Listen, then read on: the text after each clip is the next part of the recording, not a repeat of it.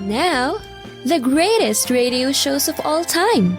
Suspense. The Shadow Node. Washington calling David Harding, counter-spy. Classic radio theater. The Great Gildersleeve. Fibber McGee and Molly. Dragnet.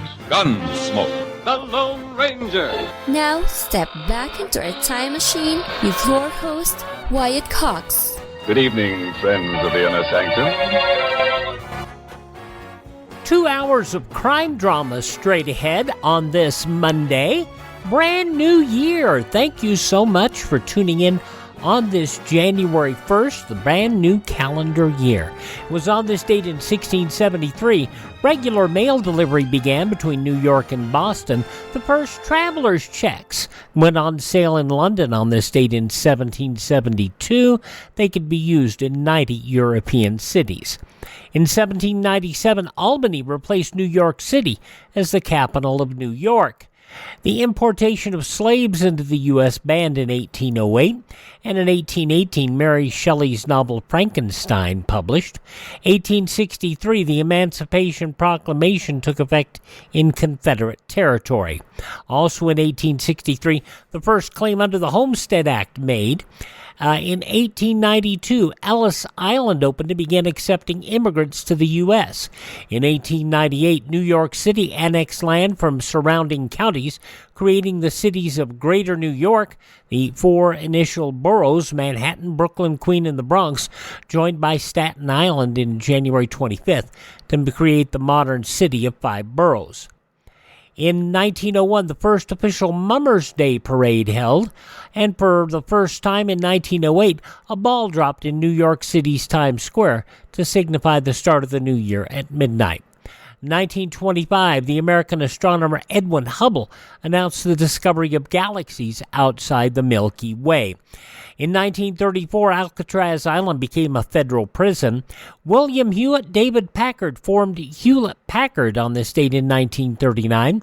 In 1959, Fulgencio Batista, president of Cuba, overthrown by Fidel Castro's forces during the Cuban Revolution. Decca Records turned down a promising new musical act in 1962, the Beatles.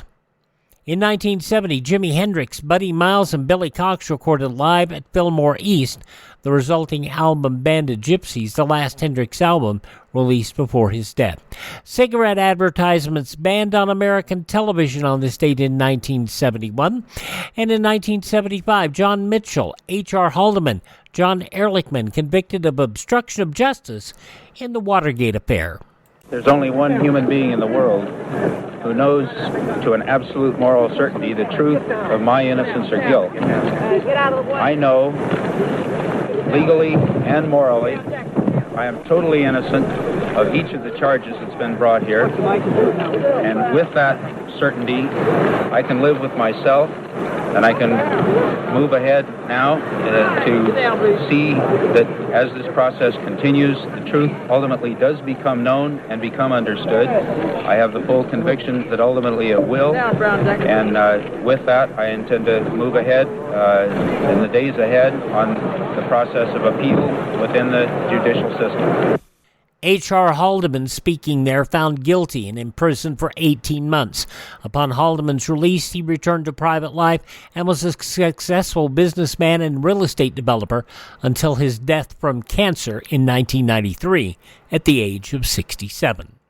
On this date in 1979, formal diplomatic relations established between the People's Republic of China and the United States. 1984, AT&T broken up into 22 independent units. In 1985, the Internet's domain name system created. The Evangelical Lutheran Church in America came into existence in 1988, creating the largest Lutheran denomination in America. In 1990, David Dinkins sworn in as New York City's first blank mayor. In 1994, the North American Free Trade Agreement came into effect. 1 year later, the World Trade Organization came into effect.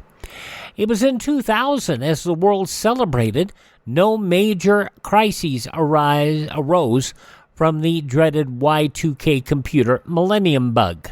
Critical systems in areas such as electric power, telecommunications, transportation, and finance continue to function normally at this time, with very few reports of difficulties related to the date change. John Koskinen, President's Y2K Council chair, there were a number of issues that arose, but by and large, no major meltdown, as was feared. Of course, there were months and months of work to make sure that there would be no issues. In 2007, Adam Air Flight 574 disappeared over Indonesia. 102 people were on board. The U.S. Embassy in Jakarta, Indonesia, has confirmed that 3 Americans were aboard the Adam Air jet that lost contact Monday night over the mountains of Indonesia. Initial reports said that rescuers had found the wreckage and that 90 people were killed and 12 survived, but officials are now saying that the plane has not been found and the search continues. The plane lost contact Monday night after sending out 2 distress signals during a storm. Meanwhile, hundreds of people are gathered at the airport where the plane was to land, desperately awaiting word about the plane and its passengers. The plane broke up in midair and crashed into the Makassar Strait near Polwali in Sulawesi on January 1st, 2007. All 102 people on board died, making it the deadliest aviation accident involving a Boeing 737. Oprah Winfrey launched the OWN cable network on this date in 2011. Passing away on this date in history, singer Hank Williams, French actor Maurice Chevalier, also actor Victor Bono, actor Cesar Romero, actor Ray Walston, politician Shirley Chisholm, country singer Del Reeves, singer-actress Patti Page, how much is that doggy in the window, and Ellie Mae from the Beverly Hillbillies, Donna Douglas. Birthdays today include seamstress Betsy Ross, educator George Washington Carver, J. Edgar Hoover, the FBI director from the beginning of the FBI back in the 1930s until 1970s. Spanish musician Xavier Cugat, actor Dana Andrews, I was a communist for the FBI. Politician Barry Goldwater, also Catcher in the Rye author J.D. Salinger, boxer Rocky Graziano, somebody up there likes me, and the mini-me, Vern Troyer, all born on this date in history. Hi, this is Jeff Foxworthy. It is now time for the birthday announcements. The following people are now officially older than dirt. He was President Nixon in the movie Frost Nixon. In fact, got an Academy Award nomination. Frank Langella, 86 today. From Country Joe and the Fish, Country Joe McDonald is 82. Father Guido Sarducci, Don Novello, 81. Jimmy Hart, the Mouth of the South, 80 years old on this date. Puerto Rican actor Luis Guzman, 68. From the Nitro Girls, the ex-wife of Diamond Dallas Page, Kimberly Page, 54. And WWE wrestler, now a producer, Bobby Roode, is 48. Those just a few of the people who celebrate the first day of January as their birthday. And if this happens to be your birthday... Hi, we're the 4 freshmen, and we just want to say, Happy birthday to you! A couple of hours of crime drama straight ahead, including some weird stuff. We'll start off with The Whistler from 79 years ago, January 1st, 1945. 2 for the Money. That's up next here on this Monday, New Year's Day, Classic Radio Theater with Wyatt Cox.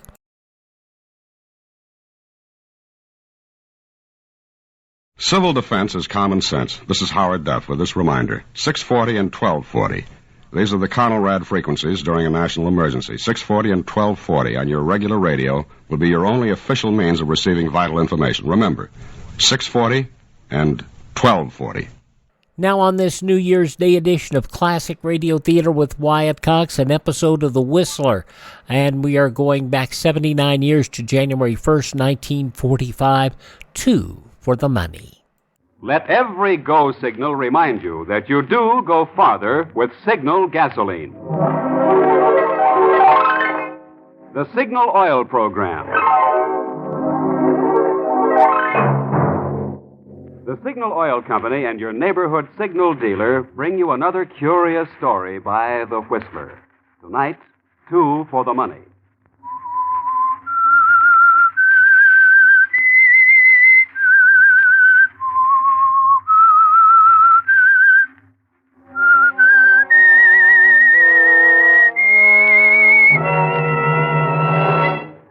I am the Whistler, and I know many things, for I walk by night. I know many strange tales, many secrets hidden in the hearts of men and women who have stepped into the shadows. Presently I'll tell you of nameless terrors of which they dare not speak.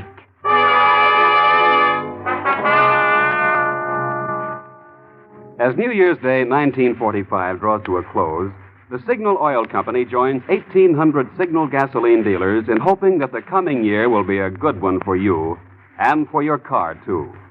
During 1944, you know, 150,000 cars wore out each month, 1 out of every 12 on the road. So yours has been a pretty lucky car so far. But it'll take more than luck alone to make today's cars last out the duration. It'll take thorough, conscientious servicing of every part. And no one gives more conscientious service than your neighborhood Signal gasoline dealer. Being in business for himself, he naturally has more incentive to do a better job, the kind of job that will keep you his satisfied customer. Later in the program, I want to tell you about several outstanding Signal services. For each one is designed to do for your car the thing you want most today, to help it go farther. But now, the Whistler.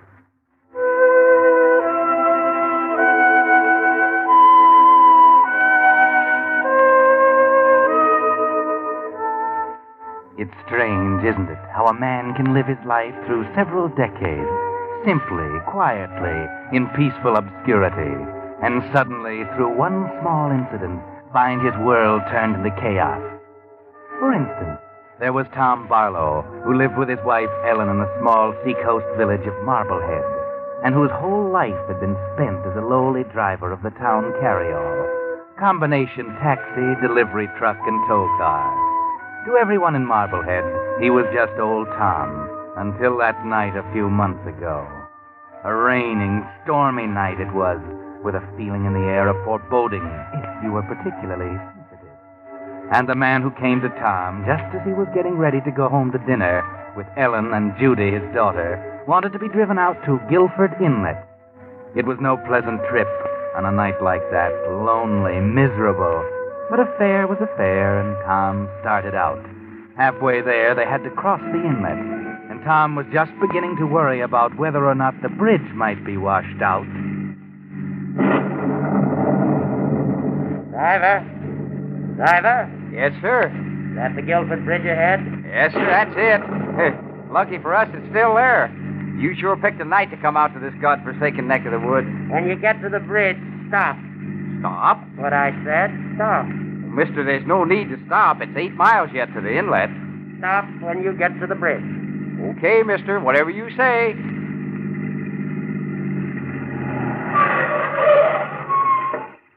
How much do I owe you? Well, you're not getting out here. How much do I owe you? $1.50, but look, mister. Yeah, $2. Keep the change. You're crazy, mister. There isn't a house within 8 miles of here. I like walking. But, mister, I'm not going to leave you out on this bridge alone. Good night.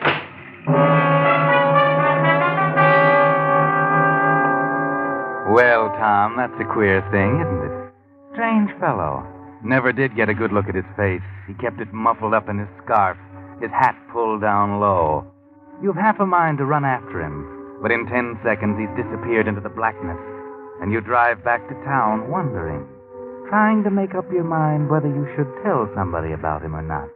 Then, when you're putting up the cab for the night and you happen to glance in the back, your mind is made up for you.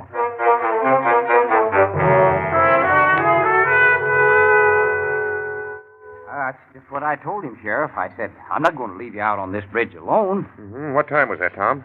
Oh, about 2 hours ago, 9 o'clock. I tried to argue with him, Sheriff, but he just wouldn't listen. Okay, what happened then? Well, then I came on back to the garage, and when I was cleaning out the back of my cab, I found this package. Package? What package? This package right here, what I came to see you about. Here, look for yourself. Cash, $25,000. I thought I'd better turn it in quick. Well, I'll be... Hey, Tom, listen. Huh? You left this man on Guilford Bridge 2 hours ago? Yeah, that's right. 9 o'clock. Sure was a queer bird, Sheriff. Had a muffler over half of his face. Could hardly hear him talk. I said to him... Sergeant, get out the car. Get 5 men. We're going to Guilford Bridge.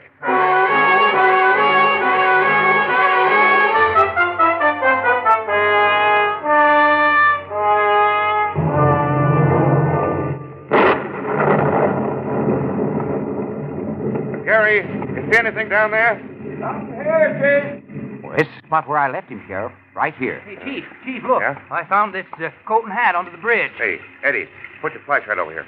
That's the coat the man was wearing. And that's his hat, too. Sure, Tom? I'm positive. Oh, Sheriff, dug this muffler out of the water about 20 yards downstream.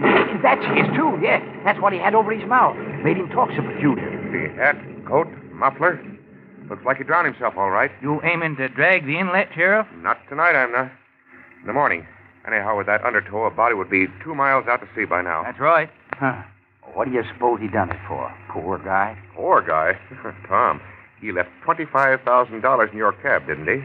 Oh, well, money don't mean much if you're so low you want to jump in the river. Money don't mean much, huh? Listen, Tom, if we don't find that man's body, if nobody claims that money in 6 months, you know who it belongs to? It belongs to you, Tom. Me? Yes, sir, you. That's the law. Me? If nobody claims it in 6 months, and if we don't find the body that fits this hat and coat.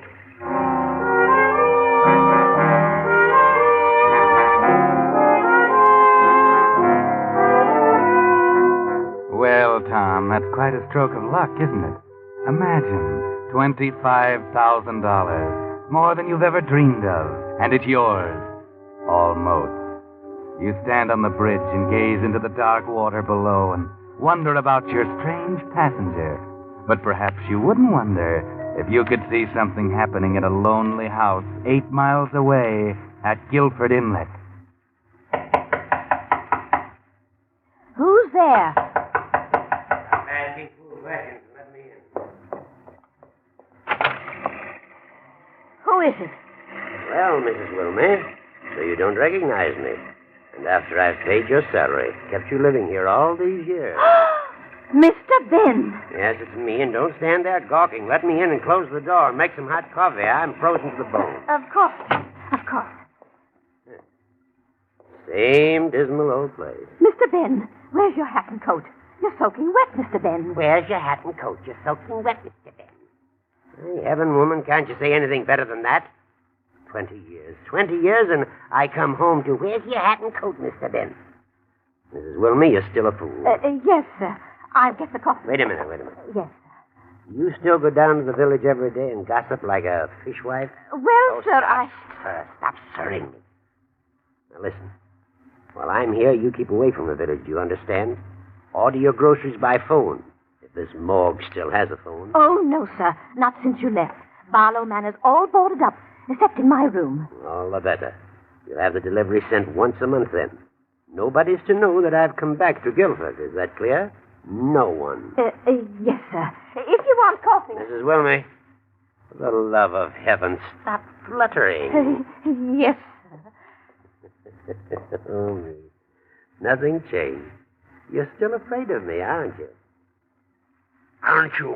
Yes, sir. Yes, sir. Oh, please, sir. Go get the coffee. Yes, sir. No, wait. My brother Tom, he still drives that taxi of his, I suppose? Oh, yes. They say down in the village. Never mind your fool gossip. Still driving a taxi after 20 years. Mr. Happy-Go-Lucky. Everybody loves good old Tom. Don't they, Mrs. Wilmey? Oh, yes. He's such a cheerful man. And his wife, Ellen, is such... Get out. Go get the coffee. And don't you babble about Ellen Barlow, you understand? Don't you ever babble to me about Ellen Barlow.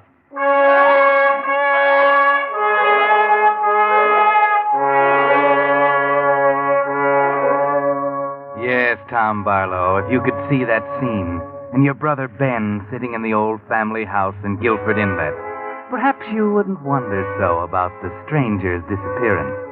But you don't see that, and so to you and your wife, Ellen, it's like a dream. Oh, Ellen, it's like a dream. $25,000. Why, we're going to be rich. Tom, put me down. Put me down. Oh, we are, Ellen. We are. Even the sheriff thinks so.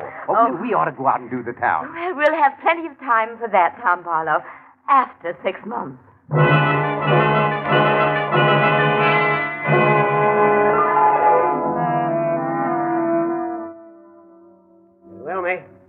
Mrs. Wilmey. I'm coming, sir. I'm coming. I was just bringing your tea things. Oh, never mind the tea things. Where's my tonic? heart's pounding like a trip hammer. Right here, sir, on the tray. Where's the afternoon paper? Here you are, sir. But there's nothing new about Mr. Tom and the money. Who asked you that? Well, Mrs. Wilmy, you're nosy, aren't you? Oh, please, Mr. Ben. Oh, stop that sniveling. You're nosy, Mrs. Wilmy, but you are a good housekeeper. Well, I do try. Be quiet. I feel like talking. Yes. Pour the tea. No, don't stand up. Sit down here by me. Oh, very well. We're going to chat, Mrs. Wilmy. I'm expecting a business friend of mine today at 5 sharp, a Mr. Peterson. Uh-huh. He's going to do something for me. Yes. But you and I will chat until he arrives. Yes, sir. Lemon and 2 sugars, sir. Well. Yes. So you remember after all these years, huh? That's nice. Mrs. Wilmy, I'm a very rich man. I made a good deal of money in the city. Yes, sir. And I have remembered you in my will. Oh, thank you, sir. Be quiet. You'll be well off when I die, Mrs. Wilmy. Very well off. That's why I think you'll keep your mouth closed about lots of things. Oh, I feel like talking. Mrs. Wilmy, did you read that they haven't found the body yet of the man who left the money in my brother's taxi? Oh, yes. They've been dragging the inlet for weeks, sir. They can drag for years. They won't ever find the body. You know why, Mrs. Wilmy? Because I am the body. Oh, Mr. Ben. Sure, I'm the body. Oh. I left that $25,000 in Tom's cab. I wanted him to find it. I put it there. But, Mr. Ben... I'm going to break Tom Barlow. You watch. Please don't tell me. I don't want to know. 6 months he'll wait, thinking he's rich every day more certain. He'll be building air castles. You watch. I know Tom. He won't wait for 6 months. Fools around here lend him money on speculation. He'll get in deep. You watch. Tom, happy-go-lucky. Always said he could get along without money. Married Ellen on a shoestring. Shoestring? And I could have given her everything. I could have given her clothes, a house in the city. You mustn't tell me, please don't. Mr. Happy-go-lucky. I can just hear him now. Money isn't everything. Money only causes trouble. Married Ellen on a shoestring. Well, this time he'll find out what money can do.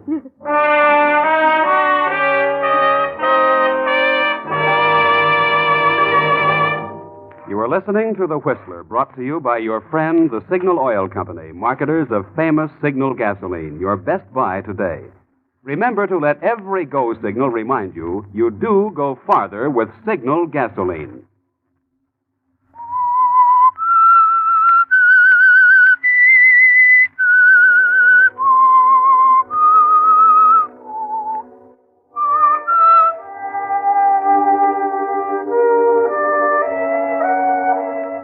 And now the pattern is clear.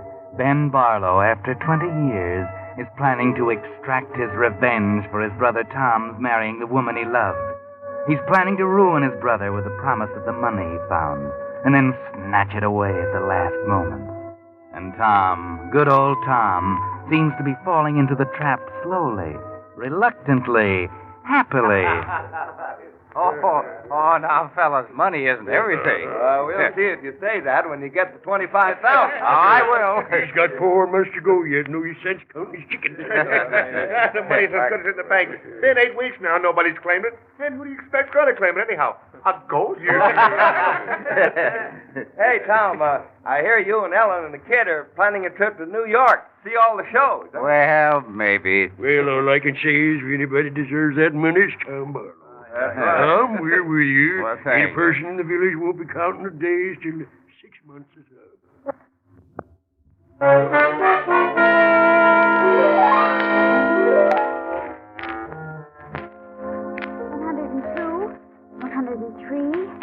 104. Judy, are you doing your homework? 105, 106, 107. 107 days, Pa, and we'll be rich. Judy, I told you not to talk about that money. Oh, now, leave her be, Ellen. It don't hurt thinking about it. Oh, Tom, can't you see what I mean? Can't you understand? We've always been happy, Tom, the three of us, without too much money. And now... Of course we have. And that's why I want you and Judy to have everything in the world. Why, you don't think I want the money for myself. Tom, listen. let's withdraw our claim. Let's forget all about the money. What do you say? Tell the sheriff to give it to charity or something. Will you, Tom? Will you? Ma, are you crazy? Oh, she's teasing you, Judy. I'm not teasing.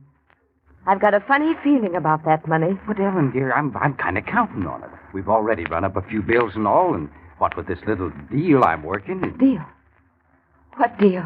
Oh, nothing, Ellen. Judy... What deal, Tom? Just a little surprise. You know what I've been thinking? We all need a little vacation. Yes, sir. Get away from town for a while.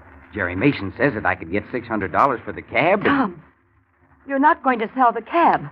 Well... Oh, Pa, that's wonderful. We could go to New York and see Radio City and go to all the big shows and everything. Oh, Pa, I love you. You're so wonderful. Isn't he wonderful, Ma? Tom, you're not going to sell the cab. Please. Now, Ellen, don't you worry. Everything's going to be all right.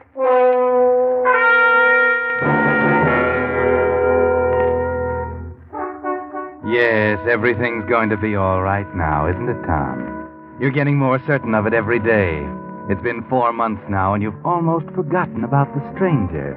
But he hasn't forgotten about you, Tom. Sold the cab, Mrs. Wilmer.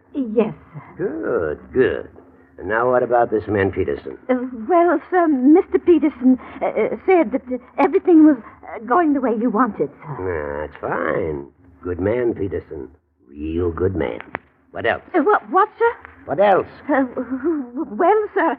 Come on, out with it. Well, sir, there's talk around that Mr. Tom and... For the love of heaven, woman, will you go on? You told me never to mention Mrs. Barlow's name, sir. What about Mrs. Barlow? She and Mr. Tom aren't getting along so well. Good, good. So they're not getting along, huh? Now, isn't that too bad? Money isn't everything. You watch, Mrs. Wilmey. He'll probably mortgage the house next. Money isn't everything. You watch. I know, Tom. He'll mortgage the house. And when you find that suicide note... Suicide note? Oh, didn't I tell you, Mrs. Wilmey? You're going to discover a suicide note in Guilford Inlet. And you're going to bring it straight to Sheriff Tompkins.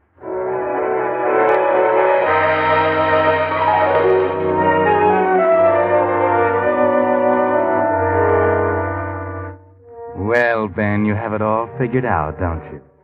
And it's working out just as you expected. Because when the sheriff tells Tom Barlow about the suicide note that was found at the bridge, you react just as your brother expected. But, Ellen, there's no need to worry now. With that suicide note found, the money's practically in our hands. I told you it was just as good as ours. But, Tom, why did you have to go put a mortgage on this house? No, you don't understand, dear. I needed the money now for that deal that I was working on. So why wait till the 6 months is up and lose out on a great opportunity? But, Tom, how can you spend money like this before you get it? But I'm not spending it, Ellen. I'm investing it for our future and Judy's. Why, Mr. Peterson told me we'd be set up for life. And as for the mortgage, well, that's just a trifle. I can pay that back 10 times over the day I get the $25,000.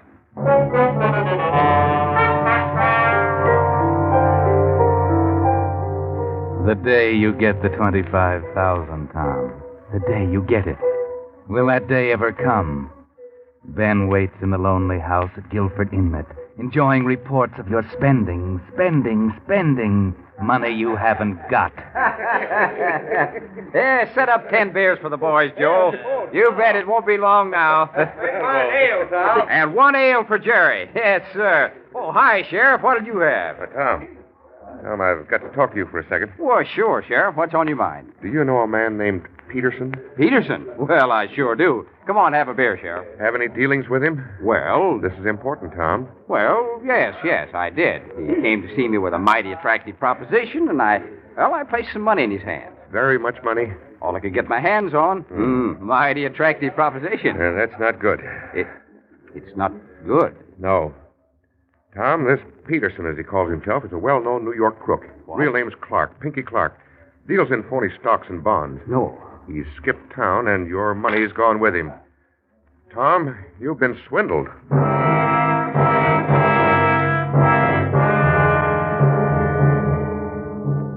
So, Tom, now you know. The first blow has fallen. All your great dreams of wealth and affluence gone in an instant. You were smart, weren't you, Tom? Very smart. Tom, why did you do it? I was so smart, Ellen. I was going to be rich and to be a big businessman. Can you imagine me? I wanted to make you proud to be Mrs. Tom Barlow. Oh. Yes, I wanted you to walk down the street and have people point you out and say, "Look, there goes Ellen Barlow." Oh, Tom. Guess I never meant to be anything but Tom, the taxi driver. You're right, Ellen. All along you were right. We should have withdrawn our claim like you said. Money's brought us nothing but trouble. Tom, how much do you owe the bank? 18,000.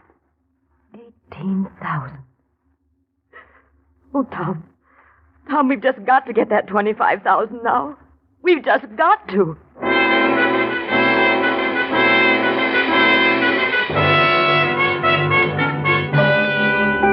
Yes, Tom, your situation is desperate now.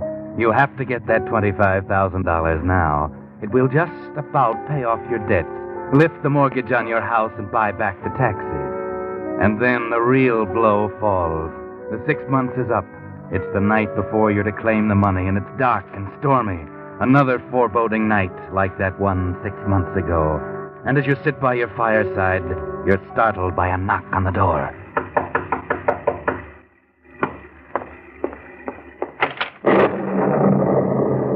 Yes? Hello, Tom. Well, I'm afraid I don't... Ben. Ben. Glad to see your old brother, Tom? Ben. I guess I'll have to invite myself in. Nasty night. Nice little place you have here. Ben, what are you doing here? Now, that's a fine way to greet your brother after 20 years. Ben, what do you want? Still haven't changed, have you, Tom? Still hate your devoted brother, Ben. Well, Tom, it's taken 20 years. 20 years. But I've just about done it. Done what? Driver, is that Guilford Bridge up ahead? Huh? Stop when you get to the bridge, driver. I like walking. Ben. Don't you remember your old lucky passenger, Tom, huh? Ben, you were... The man in the cab. No, the man in the cab was drowned. They found a suicide note. Ben, it was you. 20 years, Tom. 20 years, and I've come back. So, money isn't everything, Mr. Happy-Go-Lucky. You'll find out, you and Ellen both. Right now, that 25,000 is the most important thing in your life, and you're not going to get one red cent of it. I put it in your cab.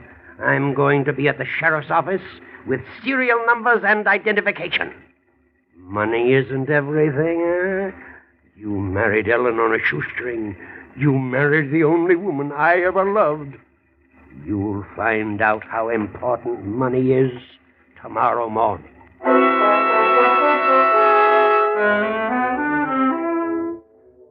Now you know the whole plot, Tom. Now you know how you stand. The money you so desperately need is not yours and never will be. No need even to go down to the sheriff's office tomorrow morning, because Ben will be there ahead of you. Unless, what if Ben didn't show up? What if Ben couldn't show up? Who would know but you? But that's murder you're thinking of, Tom. Murder. You've never done anything or thought anything like that. But tonight you're desperate and you think the whole thing out. It's simple, really. Ben's staying out at Guilford Inlet, alone in that big house. You can borrow the taxi back for a few hours and get out there. Drop his body in the inlet and... Yes, he's brought you to this, Tom. He's driven you to murder. A night just like the last time you drove out this way, isn't it, Tom? Stormy, dismal, dangerous. And you're driving faster than you should. You're almost to the bridge, Tom. Watch out. Darn that windshield wiper, I can't... Good Lord! The bridge! It's out!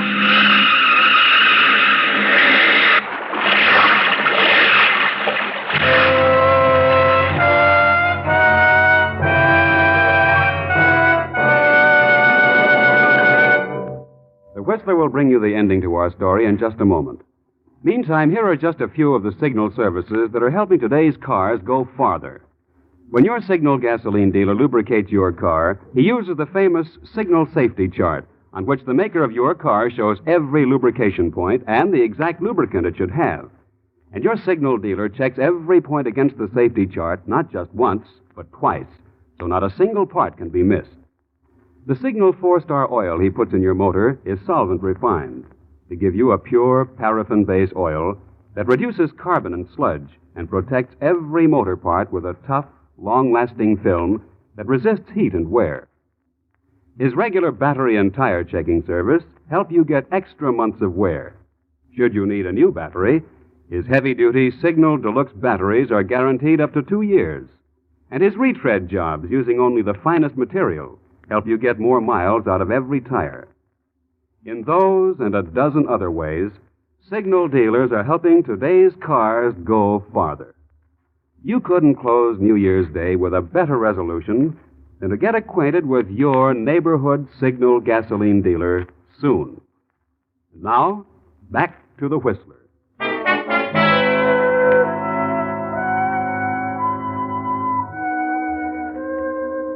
The next morning, a man staggered into the sheriff's office at Marblehead to claim the $25,000. He was battered and bleeding and drenched to the skin, but he was alive and able to take the money and go home to his wife, Ellen. Yes, Tom Barlow was able to jump clear of his car as it crashed through the demolished bridge. He came back to the sheriff's office just because he wanted to make sure. And he was considerably surprised when Ben didn't show up. He found out later why. Because when they pulled his wrecked taxi out of the inlet under Guilford Bridge, they found a body close by in the debris-choked water. Ben Barlow. Ben Barlow driving the other way in the early dawn to claim the money and complete his revenge hadn't seen that the bridge was down either until it was too late.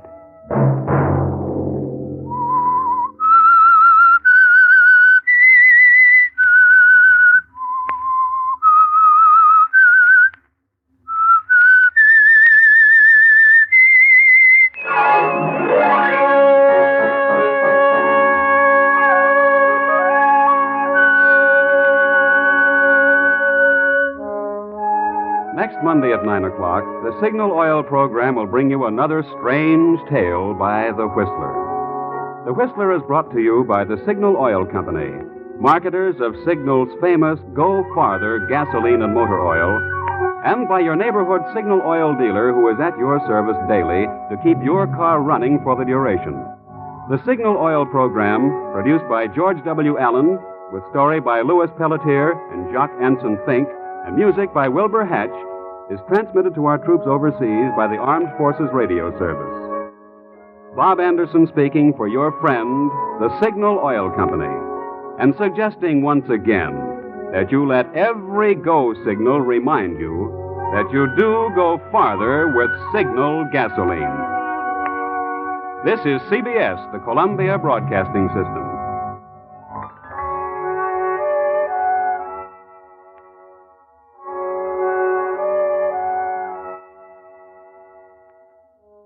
"79 years ago, January 1st, 1945, The Whistler here on Classic Radio Theater with Wyatt Cox.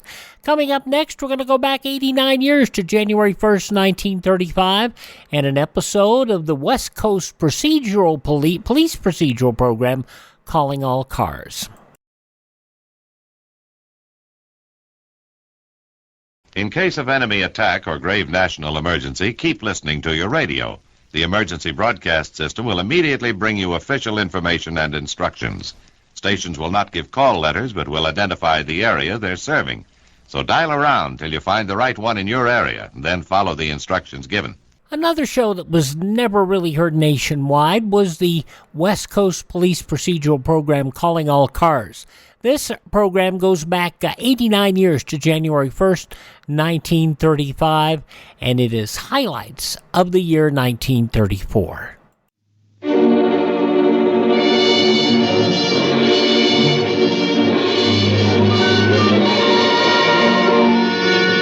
Calling All Cars, a Rio Grande presentation.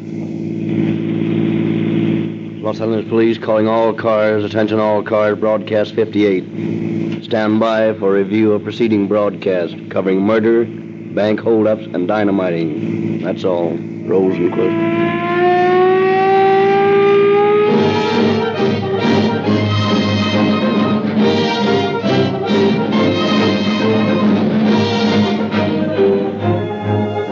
Two police officers cruising about their territory tonight in a radio patrol car have as their guest a representative of the Rio Grande Oil Company, who is getting first-hand information for the next broadcast of Calling All Cars.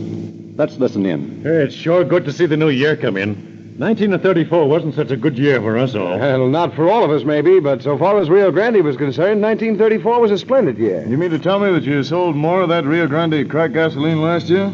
I understood most companies are losing business. Oh, no, sirree. Cracked gasoline sales have been growing month after month. Why, we've more than doubled our sales. Well, you got a mighty fine gasoline, no question about that. We wouldn't be using Rio Grande cracked in our police cars if it wasn't the finest that the city could buy. Yes, more police cars in California and Arizona are using Rio Grande than any other gasoline. But you know, most of our business comes from new customers. Motorists who want to get police car performance in their cars. I imagine that Calling All Cars radio program creates a lot of new customers for you. Yes, that's right. Nearly every listener has driven in to a Rio Grande station to try cracked gasoline, and they stick with us. Rio Grande has a mighty loyal following, and the company tries to show its appreciation by giving better broadcasts every week. Hey, there's a special program on tonight. Let's listen to it.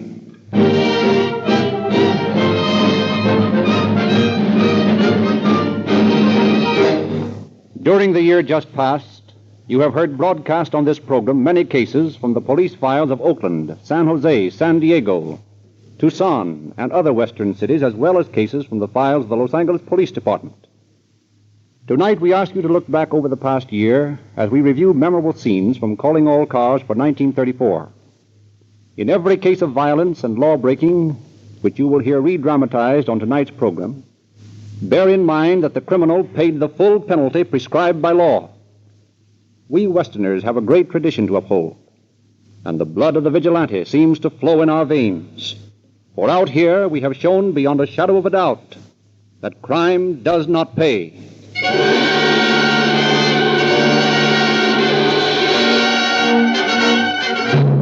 Do you remember Tom White, the rattlesnake bandit, and his blonde wife and partner in crime, Burma? The very evening that newspapers screamed the headline story that she was on her way to Tehachapi, Calling All Cars broadcast the dramatization of her career in crime.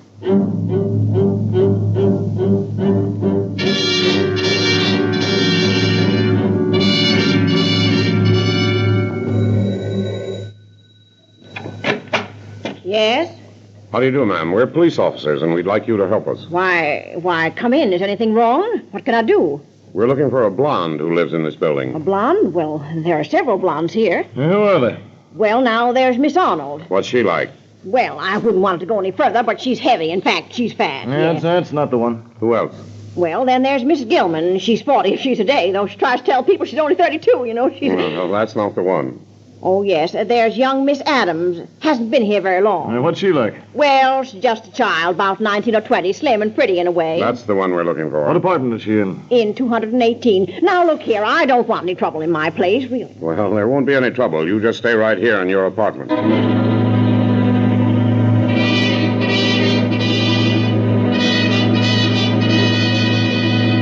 Detectives Burris and Bergeron called Detectives Anderson and Maxwell in from the alley, and with guns drawn, climbed the stairs to apartment 218. They find the door unlocked. That's her. Grab her, Burris. Hey, Andy, there's that guy down the hall. We're police officers. Get him up. The hell with you! What are they doing, killing Tom? No, Burma. He just committed suicide by pulling a gun on an officer.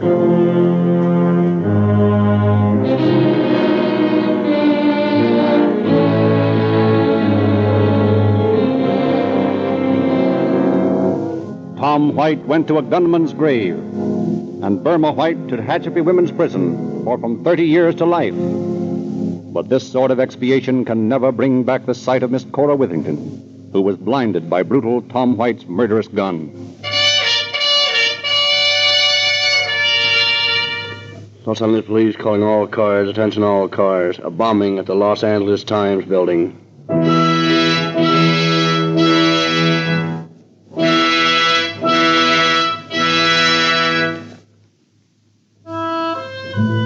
It is 1 o'clock in the morning of October 1st, 1910. While the city sleeps, a band of men who toil by night and rest by day is working at top speed. From the far corners of the world, another page of history's book has been assembled.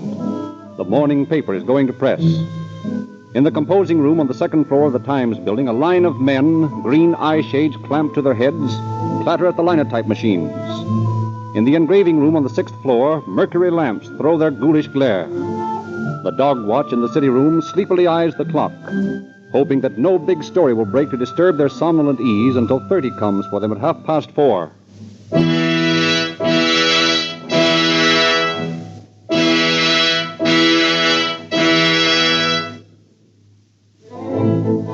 Seated by their silent telegraph keys, 2 men stand by in the wire room for last-minute news flashes. In the basement, the huge presses hungrily await the plates for the final edition. Horses and wagons stand ready in the alley to dash away with the ink-wet edition to carriers all over the city, that Los Angeles may have her news with her morning coffee.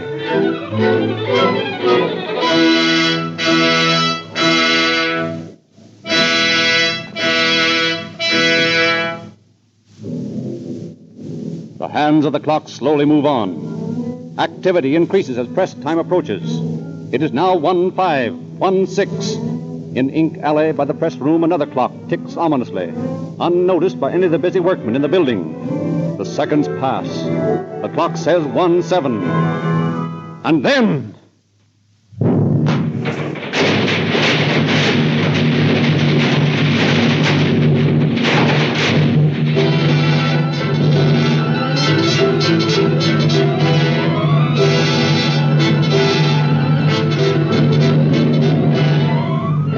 that is heard 10 miles.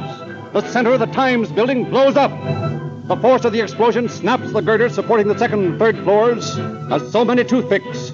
Down into the gaping hole hurtle the heavy linotype and stereotyping machinery, carrying their operators to a crushing death. The gas main which feeds the building is ripped open and instantly ignited. A searing fountain of flame leaps through the building. Within a moment, the entire structure is ablaze. Workmen clutched in the freezing maws of horror rush to the fire escapes, to be met by a fiery wall, through which escape is an impossibility. The 2 telegraph editors trapped in their rooms slowly burn to death. Compositors and linotype operators, horribly maimed, arms torn off and legs broken, lie helpless on the floor as the vicious fire creeps toward them. Their pitiful cries reach the street below, where all the downtown fire apparatus has already arrived. But rescue is an impossibility. No man can enter that seething funeral pyre and live. The reporters and editors on the dog watch in the city room on the 3rd floor are forced to jump to the street. Those who survive the jump are crippled for life. Within a few minutes after the explosion, the last cry of the helpless victims trapped within the building has been smothered in the fevered embrace of the flames. In an astonishingly short time, the entire building is gutted. And then a new danger threatens. As one after the other, the walls, lacking any support, sway, totter and crash to the street, where a huge crowd of citizens, hurled from their beds by the explosion, are straining at the hastily rigged guard ropes.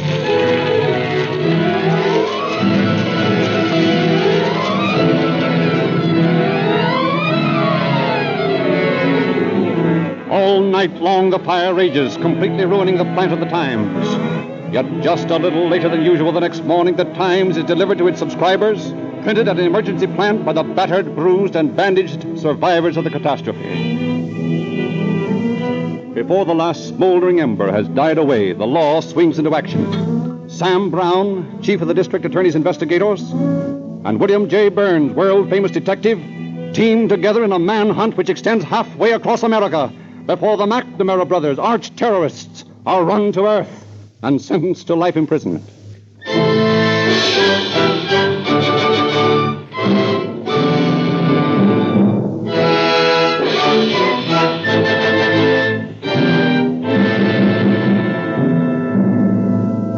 Captain Chitwood of the Los Angeles Narcotics Squad was one of the big heroes of Calling All Cars in 1934. He it was who posed as a dope peddler and met with 3 wily Japanese high on the top of a hill. His problem was to get the goods on the Orientals and then arrest them and bring them into headquarters. He took his life in his hands.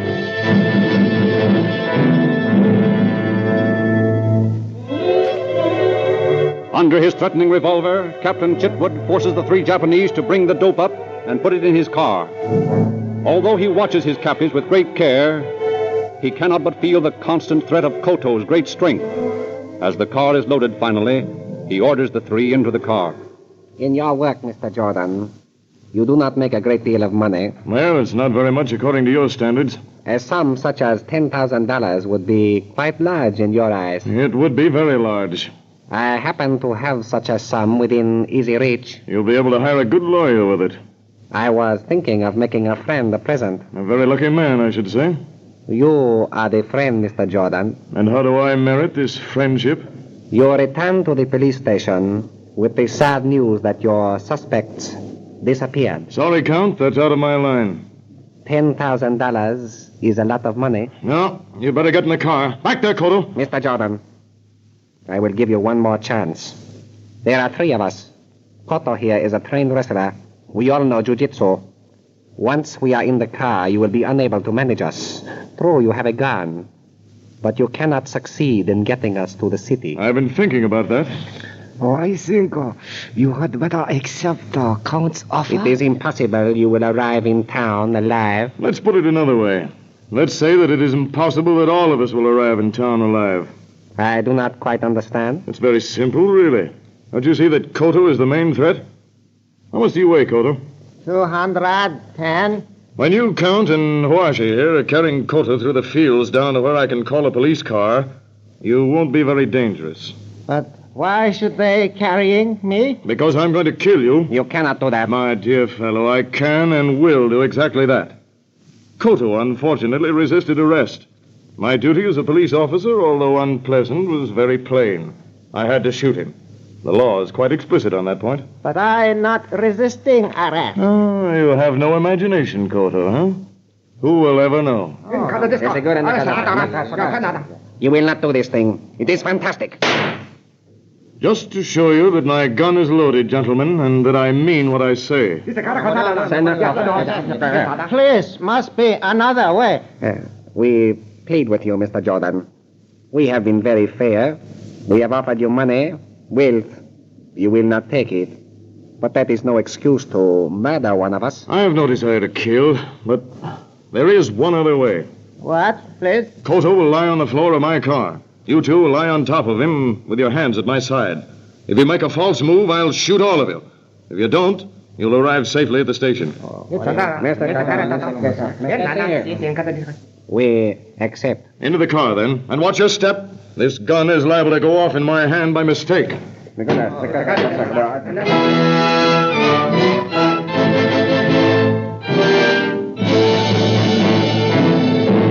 One hand on the wheel, the other covering his uncomfortable prisoners, Captain Chitwood transported the dope smugglers to police headquarters.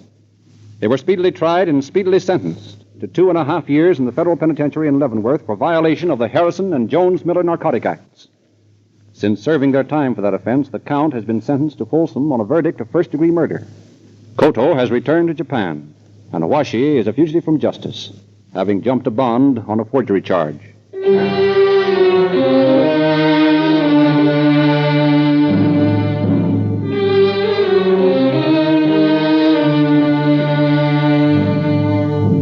Murder of a Soul, broadcast 29 of Calling All Cars, marked an experiment in the introduction of psychological drama into radio.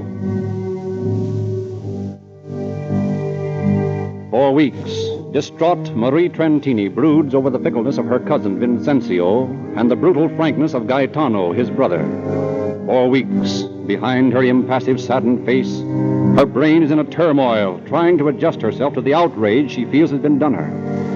And then, finally, on August 7th, 1928, as Marie lies tossing sleeplessly in her bed, something in her brain snaps. The turmoil of thought and counter-thought lines up into one straight, clear path of action. Marie slips from her bed, tiptoes into the front room, takes Gaetano's shotgun from the closet, and silently walks toward the bedroom in which her cousin and his wife are sleeping. I love him, Gaetano. You could have made him marry me. It would be all right once I had him. He would have learned to love me. I would have made him a good wife, better than any of those little flap. You could have done this for me, but you wouldn't, Gaetano. You laughed at me. You told me I was old and fat, but I'm a good inside, Gaetano. I had a soul. I had a feelings. You don't know about that. You don't know that you were killing me. You were killing my soul. So you were killing me. But see, Gaetano, my body is not dead yet. My body can still kill you, Gaetano. That is fair, isn't it, my cousin? You kill my soul. I kill your body. You see how my body still lives, cousin Gaetano. How it lifts this gun to my shoulder. How it puts my finger on the trigger.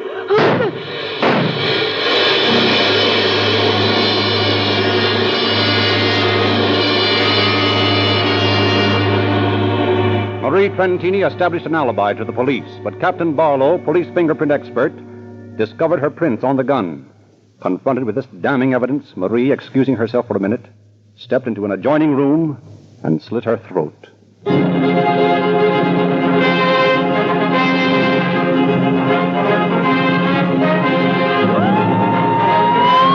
September 26, 1933.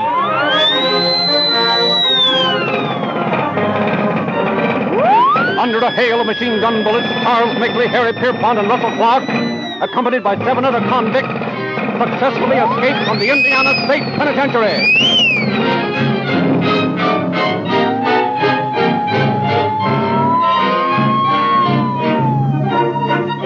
As the 10 desperate criminals disappear into the mists of early morning, all Indiana awakens to a reign of terror. 2 days later in Lima, Ohio. You the sheriff? Yes? Well, you holding John Dillinger here? Yes. Well, we've come to get him. Who are you? Officers from Michigan City, Indiana. He's wanted there. You'll have to show me your credentials. Here's our credentials!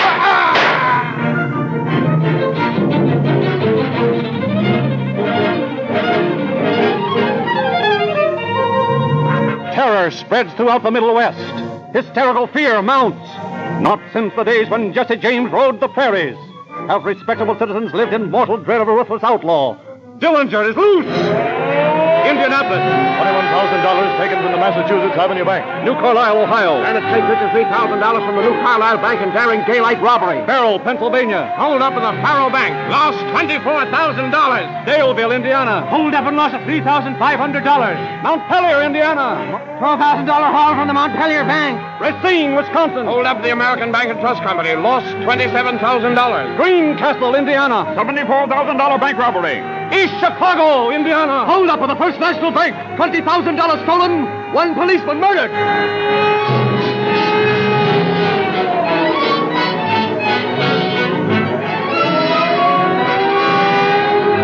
Such is the list of crimes attributed to the Dillinger mob. Federal authorities combine forces with state and local peace officers. Roads are blocked. The militia is called out.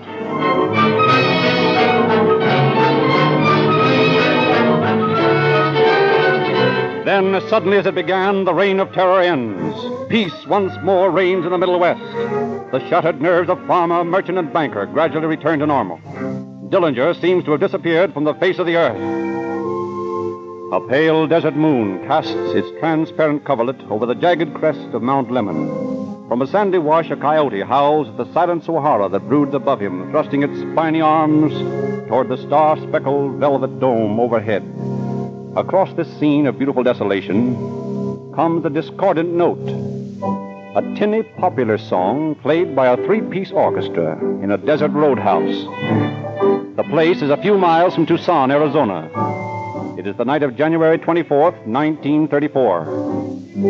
Here, Clark, the Dillinger henchman, boasts to a couple of traveling salesmen about his prowess with a machine gun.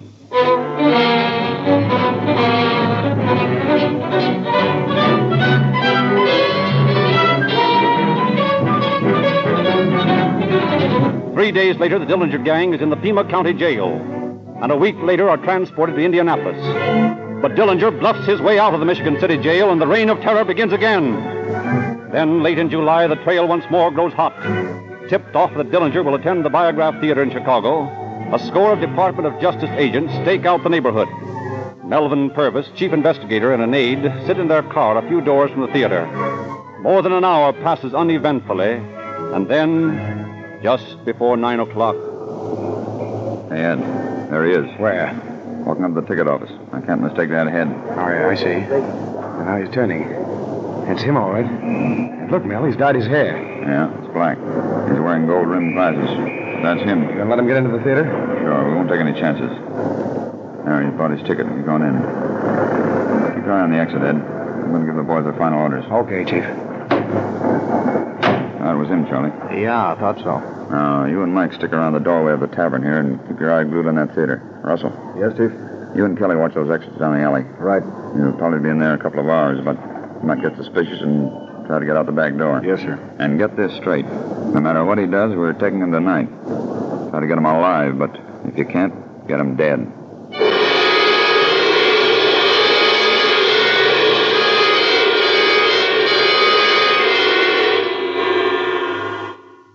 Two torturous hours are spent by the officers surrounding the theater. 2 hours and 4 minutes. And then the doors of the theater swing wide and the shirt-sleeved audience throngs out into the sweltering summer night. Dillinger saunters onto the sidewalk, accompanied, so some reports say, by a young woman clad in red. Purvis closes in behind him. As Dillinger crosses an alley, Purvis waves his hand. 5 officers close in. Suspicious, Dillinger reaches for his pocket.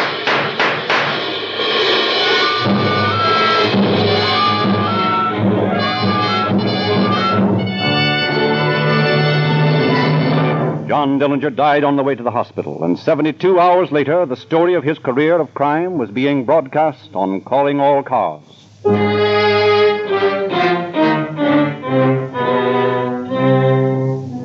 Another famous master criminal was the subject of broadcast 36. Herb Wilson, the nitroglycerine parson, minister turned safe robber. Only once in his career did he fail to break a safe. That was one night in Detroit when the gang, after weeks of preparation, set about to crack the safe of the National Maccabees organization, which contained $13 million. One by one, the guards are overpowered and locked up in closets. One by one, the 13 burglar alarm boxes are put out of commission. Then, all precautions taken, Wilson unwraps his equipment, the gas tank is wheeled in, and donning an asbestos apron of his own invention, the nitroglycerine parson lights his torch and sets to work on the massive safe. Like a knife through cheese, the hissing blue flame of the torch cuts through the thick steel box. Deeper, deeper as the hours of the night wheel on. Closer, closer to a tremendous fortune. The members of the gang crouch around their leader, watching with eyes gleaming with avarice, as the hooded figure of the master cracksman bends over his work. Finally, toward dawn, Wilson raises his hooded head.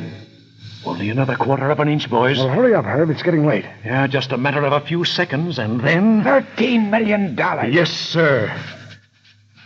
Hey, what the... Herb, what the hell's wrong? I don't know. Let me try that tank. Well, that's that, boys. We're out of gas. Out of gas? And a quarter of an inch away from $13 million. Yep, that's the way it stands. Well, what are we going to do, Herb? What can we do? You can't get gas any place at 3 a.m. on Sunday morning. Well, we could use nitro on it. Yes, if we had any. Oh, that's right. We didn't bring any with us. Yeah, well, it won't do any good crying about it, boys. We'd better get out of here and get out fast. Come on.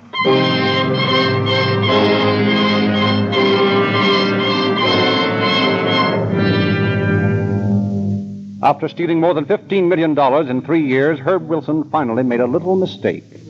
He left his fingerprint on an electric light bulb. He is now in San Quentin for life.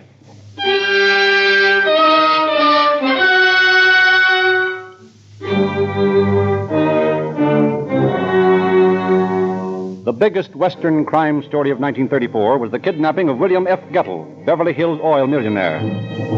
48 hours after Mr. Gettle was released, Calling All Cars dramatized his adventure and presented Mr. Gettle himself to the entire nation over a coast-to-coast hookup of the Columbia Network. The most pitiful aspect of the Gettle case was the horrible tension under which Mrs. Gettle lived during the long days when her husband's fate was a question. In the sun-filled garden of the Gettle mansion, the 4 children of the kidnapped millionaire, Billy and Betty, the twins, and Bobby and Jimmy, play their childish games, ignorant of the terrible plight of their father. In a darkened room on the first floor, Mrs. Gettle receives Mr. Noon, the attorney who is negotiating with the kidnappers. Mr. Noon, is there any news? Yes, Mrs. Gettle. I have just received a call from a man who calls himself Percy. That is the way the ransom note I received last night said the message would be delivered. What did he say? He said to hold myself in readiness for further instructions. Do you think Will is all right? I have every confidence he will be back soon. Oh, I hope so. Mama, I want my daddy. Where's Daddy? Now, children, run out and play. But where's Daddy, Mama? Your daddy's gone away for a few days on business. When will he be back, Mama? He should be back any day now.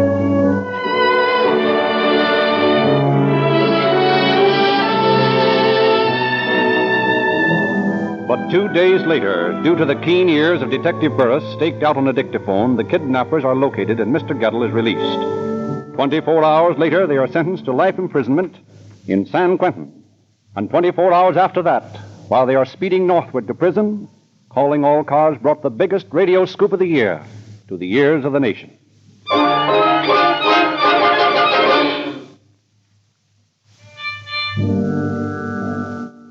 Another famous criminal case of 1934 was the Nellie Madison murder case. Mrs. Madison, accused of murdering her husband, is faced with an overwhelming array of circumstantial evidence. Her attorney, in summing up his plea to the jury, was played by Richard LeGrand in one of the most moving character depictions of the year. Ladies and gentlemen of the jury, have you ever lost, suddenly and horribly, someone you held most dear? Have you ever been so stunned by personal misfortune that you were cold and indifferent to all that transpired about you? If you have, then you know what has been happening to Nellie Madison throughout this trial. There can be no murder without motive. And what possible motive could this woman have? The Madisons were a loving couple. You are being asked by the prosecution not only to hang a woman, but by all we've shown during this trial, to hang an innocent woman. Don't do this thing. Don't have it on your souls and consciences the rest of your lives. Don't send this innocent woman to the gallows upon the tenuous threads of circumstantial evidence.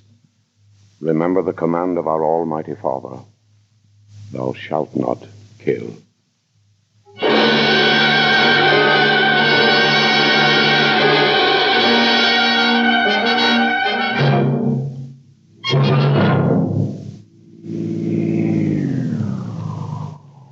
Well, fill her up with Rio Grande cracked. Well, I wouldn't dare give a police car any other gasoline. I don't think you could. I just been listening to Rio Grande's Calling All Cars program. Did you hear it? Well, we got a Calling All Cars man right here with us tonight. Oh, well, I suppose you two cops will be the heroes on the next broadcast. Hey, how about putting you on the radio, too?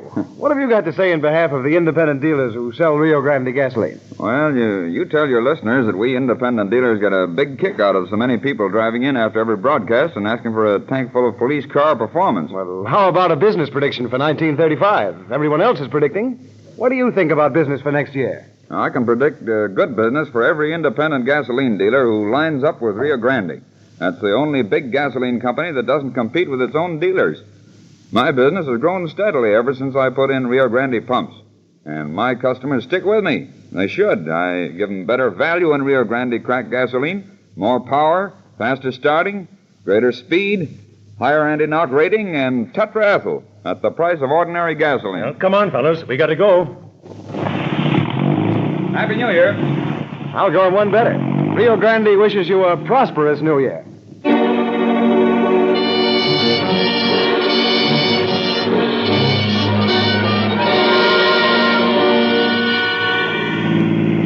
Los Angeles Police calling all cars, attention all cars, cancellation broadcast 58. And congratulations on the good work, boys. Keep it up. Rolls and Quist.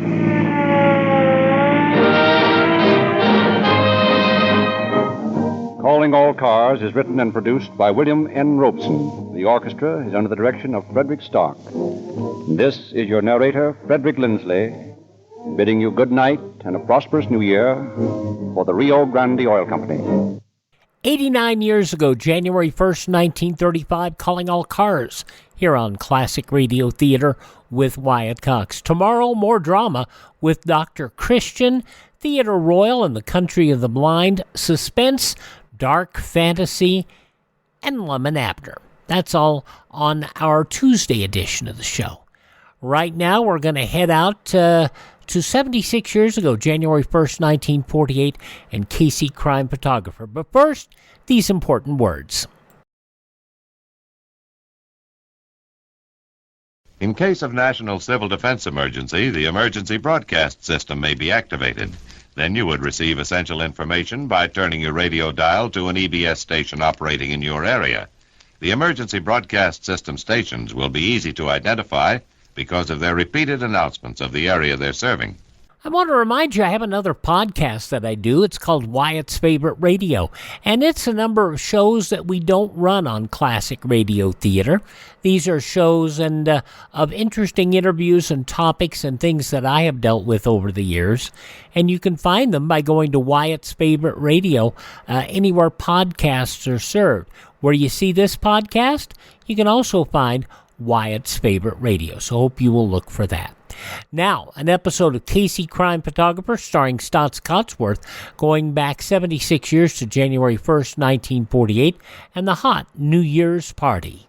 The Anchor Hocking Glass Corporation brings you Crime Photographer.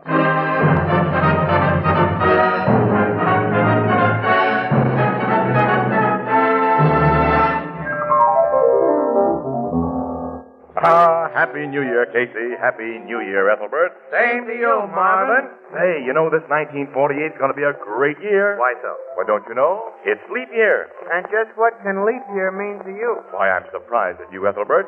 Don't you know that means an extra Thursday? So what? So what? That extra Thursday gives me an extra chance to say that Anchor Hocking is the most famous name in glass.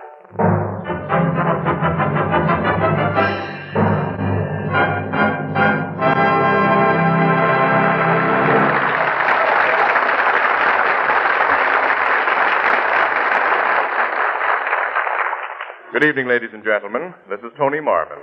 Every week at this time, the Anchor Hocking Glass Corporation of Lancaster, Ohio, and its more than 10,000 employees bring you another adventure of Casey, crime photographer, ace cameraman who covers the crime news of a great city.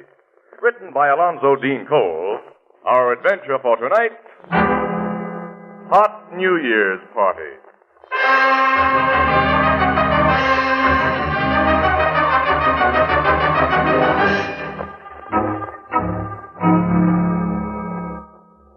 Past 9 on the morning of New Year's Day. And to some people, that hour on that day can be very bleak and dismal. Ethelbert, the head bartender of the Blue Note Cafe, is obviously not one of those unfortunates, for we find him in the morning. Oh, what a beautiful thing. Hi, Walter. Yeah, bring up 2 more bottles of aspirin. They're going to be our best sellers today. Okay. Oh, what a beautiful... Well, look who's here. Happy New Year, Casey. And same to you, Miss Williams. What's the matter with you two? Ask Walter to bring us a couple of cups of coffee, pal. Strong and black. And slip me an aspirin tablet. Make that a double order. Hey, Walter, draw 2. Come on up. What's Hermit Chittison doing here? Practicing at this hour in the morning? He couldn't get home on account of the snow. He slept here all night. Oh. Here's some special headache medicine for you to stay out all night. We haven't been stay out all night. I know. Like good, sensible folks, you left the party early, just before daylight. And then you got all of an hour's sleep before you had to come to work on an 8 a.m. shift. He's a wise guy, Annie. Yeah. You should have been like me. I wasn't on duty last night, but did I spend my leisure time in idle revelry? I did not. At 12 o'clock, my sister Edna and me wished one another a happy new year over a glass of good, healthful milk. Then I retired and enjoyed a fine, refreshing sleep. So, on this beautiful morning, you find me full of vim, vigor, and vitamins. Have another aspirin on the house. Shall I kill this guy quickly, Annie? Listen, vim, vigor, and vitamins. The reason Miss Williams and I feel beat up is that ever since a few minutes after we reported for work this morning, we've been inhaling smoke. Smoke? There was another warehouse fire this morning near Chatham Circle. That's the only New Year's party we've attended, and it was a red-hot one, too. Bad fire, huh? Yeah, plenty bad. Oh, here's Walter with our coffee. Oh, thanks, Walter. Happy New Year. Boys are welcome, too. Thanks, Walter. Okay. Your paper's kind of hinted that them warehouse fires lately have been arson jobs, Miss Williams. Oh, we're morally certain of it, Ethelbert. And that Jake Schultz is the man behind them. He and his mob make a deal with the owners of them places to split the fire insurance, huh? That's right, that's the racket. Skinny Jake Schultz is a pretty smart cookie, I hear. Neither the cops or the fire inspectors has ever got anything on him. Well, if he's behind the torch job we just covered, he isn't so smart. This one let somebody in for a hot seat rap. What do you mean? Well, the fire was set at night, and there was a human being in the building, an old watchman. That means arson in the first degree. The watchman got out all right, but a fireman was killed by falling timbers. And when death is caused through commission of first-degree arson, it becomes first-degree murder. And a reliable witness says that he saw 3 men run out of the warehouse a few minutes before the fire was discovered. He's given the police a first-class description of them. Was one of them Schultz? No, of course not. Dick doesn't do any firebug stuff himself.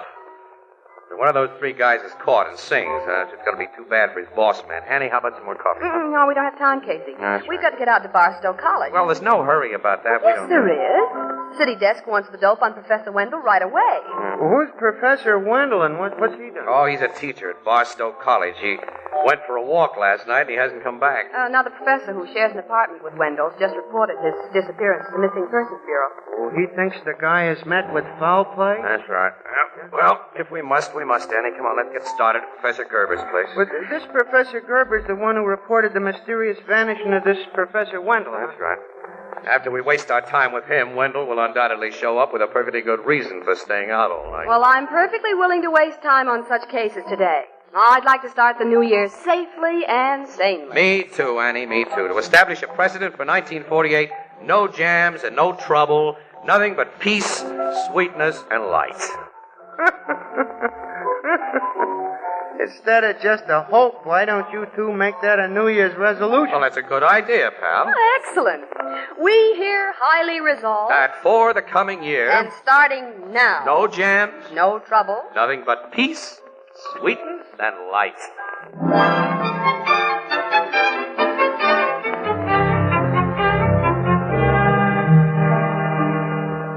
Professor Wendell and I have shared this apartment for over 5 years, Miss Williams, ever since he lost his wife. I know him, and I'm certain he wouldn't stay out all night without notifying me if he was able to do so. Oh, when did you see him last, Professor Gerber? He attended a New Year's party at the Teachers' Club, a most decorous affair, I assure you. Shortly after toasting the arrival of the New Year with a glass of sherry, he left saying he was going to take a bus to Chatham Circle. Chatham Circle? He liked to wander around there. That's a tough neighborhood. I know it, Mr. Casey, and I have repeatedly warned Professor Wendell to keep out of such neighborhoods, especially after dark. But to him, they were most interesting because of the criminal element he found there. He was interested in the criminal element? Very much so. Frankly, instead of the brilliant authority on ancient civilizations which Professor Wendell has been for many years, I am certain that he would rather have been a private detective. An amateur Sherlock Holmes. He more particularly admired a fictional character called Dr. Thorndyke. Casey, if he was snooping around Chatham Circle early this morning, he may have seen something he wasn't supposed to see. Yeah, that warehouse fire was started early this morning, Annie. A warehouse fire? Look, will you give us a description of your friend, Professor Gerber? Clarence Wendell is a small man, about 5'3", I should say, and he weighed not more than 130 pounds. He had light blue eyes, thin gray hair, and wears gold-rimmed spectacles. Last night he wore a dark blue overcoat, black felt hat. Casey. Professor, did you give that description to the cops when you reported him missing? Oh, of course. I gave them a photograph of Clarence. And it didn't mean anything to them?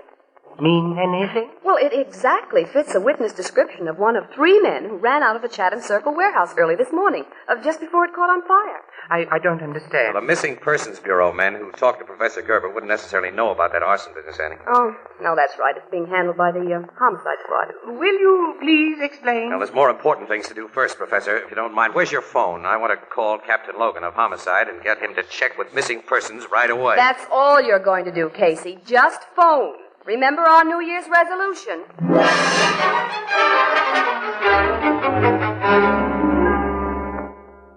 Casey, I got hold of that warehouse witness right after you phoned me. When he looked at the photograph missing persons had of Professor Wendell, he identified it immediately. Wendell was the little guy he saw coming out of the warehouse, Logan, right? Yeah, between the two other men. He hasn't been able to identify the others from pictures in our criminal Wait a file. minute, the witness saw Wendell between the other guys? Yeah. Now he recalls that both had a grip on the little man's arms. Well, when Professor Wendell was playing detective last night, he accidentally stumbled onto the arsonists while they were setting the fire, and they kidnapped him to keep him quiet. That's the way it looks, Miss Williams. Which doesn't help us find Wendell or the firebug.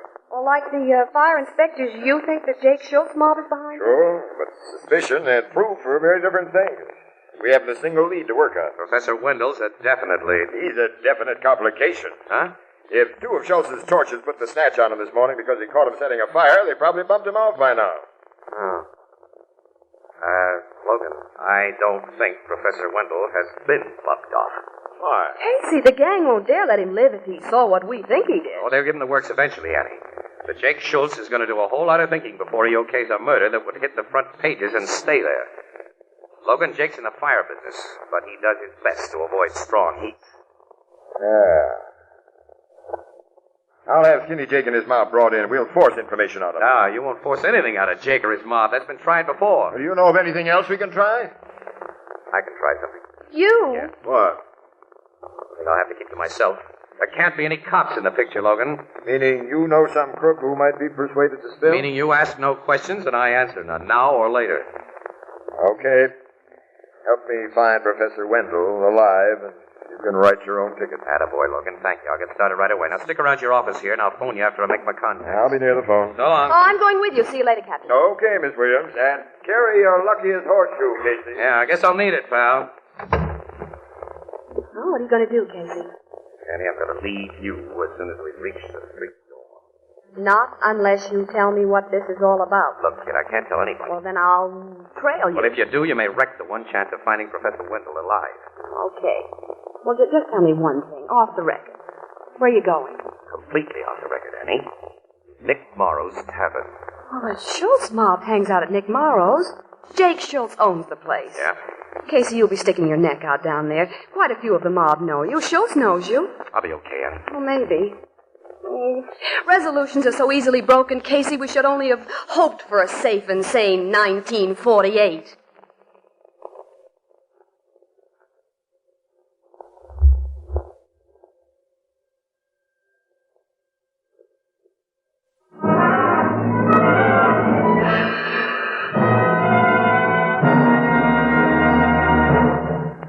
Today, a lot of you probably met jadeite dinnerware for the first time, because jadeite is the perfect solution to the problem raised by an unusually large number of guests. Jadeite cups and saucers, jadeite dessert plates and salad plates, jadeite dinner plates, soup plates, vegetable bowls, and platters are as lovely as Chinese porcelain. They're as heat-proof as the Fire King oven glass you use for baking, yet they're so inexpensive that you can buy all the extra pieces you need for entertaining without making a dent in your budget. For example, jadeite cups and saucers cost only 15 cents for the 2 pieces, and you can buy a complete 35-piece dinner service for 6 for less than $5. Now, you'll find jadeite dinnerware at chain stores, hardware stores, department stores, and all other stores selling chinaware and glass.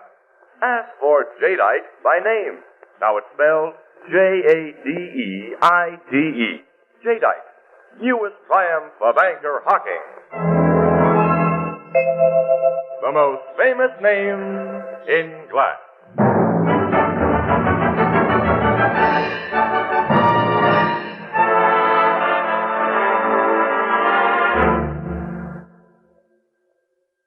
No, Red Monahan ain't in the back room, Casey. He ain't been in the joint at all today. Oh. Well, I'll stick around, Nick. You'll probably be in later. Give me a beer, will you? Okay. Bar to a big New Year's business last night, Nick? I can't complain.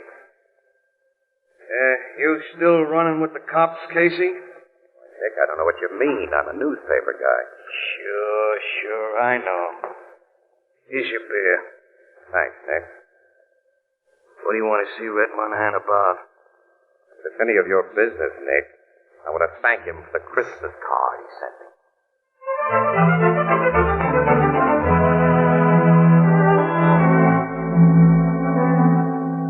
You've been waiting here over an hour for me, Casey? That's okay, Red. That's okay. Oh, it ain't okay.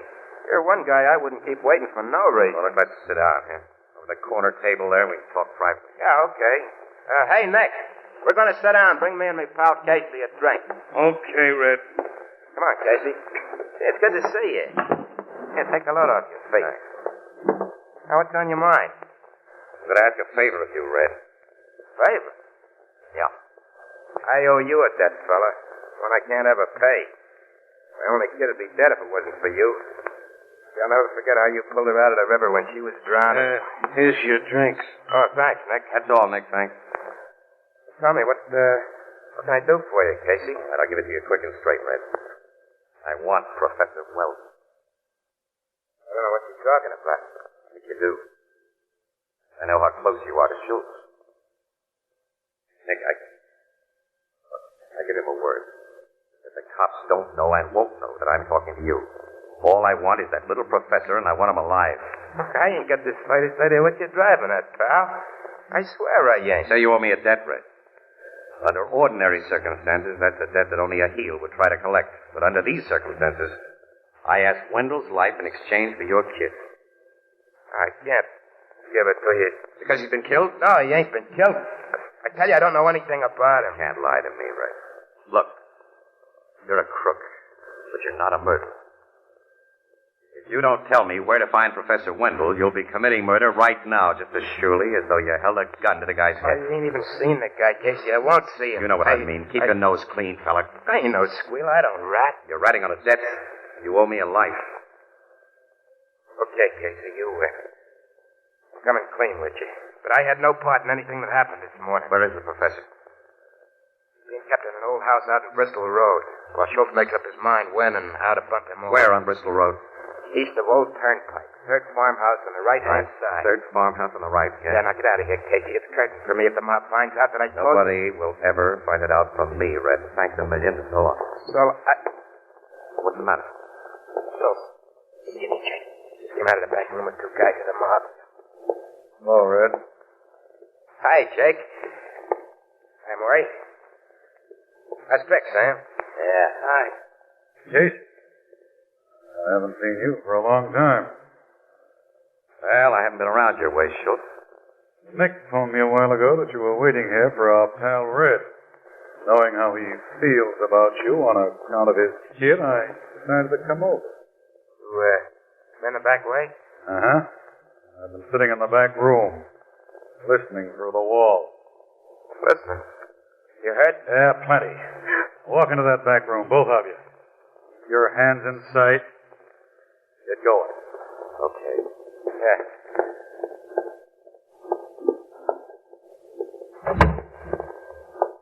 Now, we've got a car in the alley, and you two dopes are getting into it. Well, what are you going to do to it, Jake? Yes, can't you, Red? Yeah. And I ain't going to take it. That goes for me, too, Red. Don't shoot, guys. It might bring the cops. Hey, this Casey's getting my gap, though. No, he isn't. You got him with your blackjack. Yeah, Casey's out of the picture now, Red. I got right under control, Jake. What's happened anyway? I'm doing just that. Now they're both out cold. Yeah, but not cold enough. You and Murray, put him in the car, Sam, and we'll all go for a ride.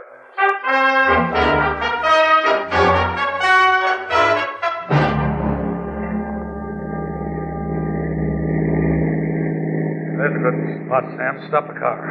Okay, boss. Well, Red, this is the end of the ride for you and Casey. Hey, they can't hear you, Jake. Huh? When you socked the back of Nick's joint, you done an A1 job. Still out, eh? And how? All right, pull him out of the car and roll him into the ditch here. Yeah, give me a hand, Sam. Hey, Maury. Come on. All right, what? Got him? Yeah, got him in. Pull him back. Yeah. All right. All right, now get back in the driver's seat, Sam. You, Murray, give him each a slug through the head. Me? Yes, you heard me.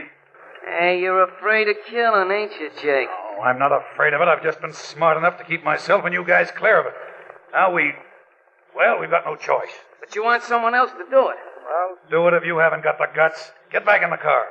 Yeah, that suits me fine. Hey, where you getting into? I'll shoot from here. Sam, be ready to step on the gas when I do. This isn't a private road. I'll be ready. I got the bus and gear and my foot on the clutch. Let them guys in the ditch have it, Jake. All right, I'm letting them have it. Here, car's coming, boss. From behind us. I see it. Get away, Sam. I'm getting away. You only shot one guy, Jake. I can't do any more shooting now. Get away from that car behind us, Sam. Get away.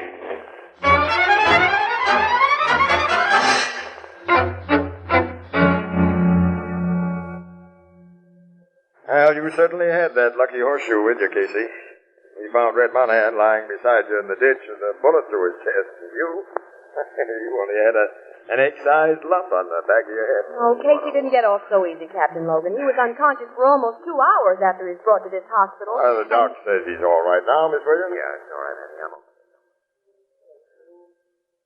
I've been so worried. They killed poor Red.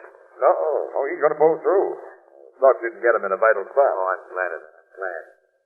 No, Red's more than a half-right guy, much more.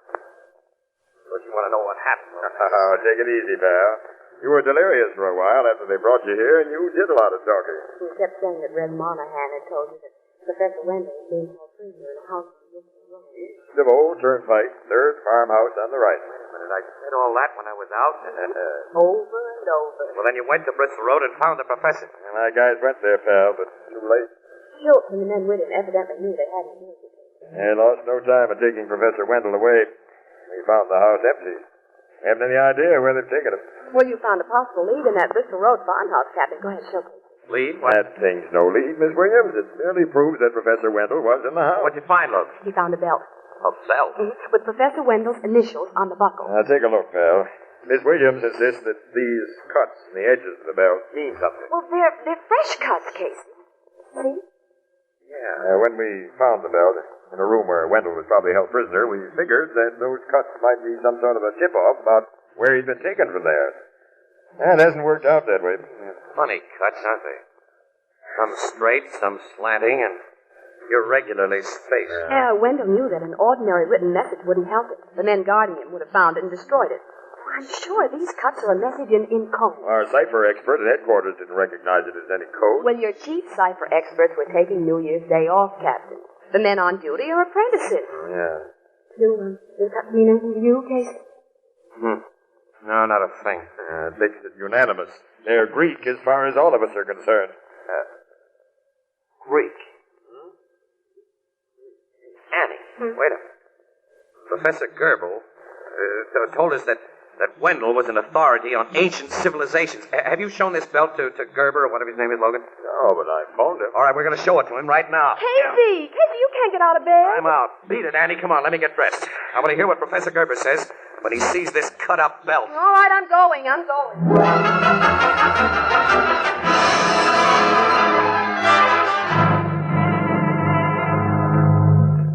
You're right, Mr. Casey. The belt conveys a message. It does, Professor Gerber? Yes, in the oldest secret codes that history records.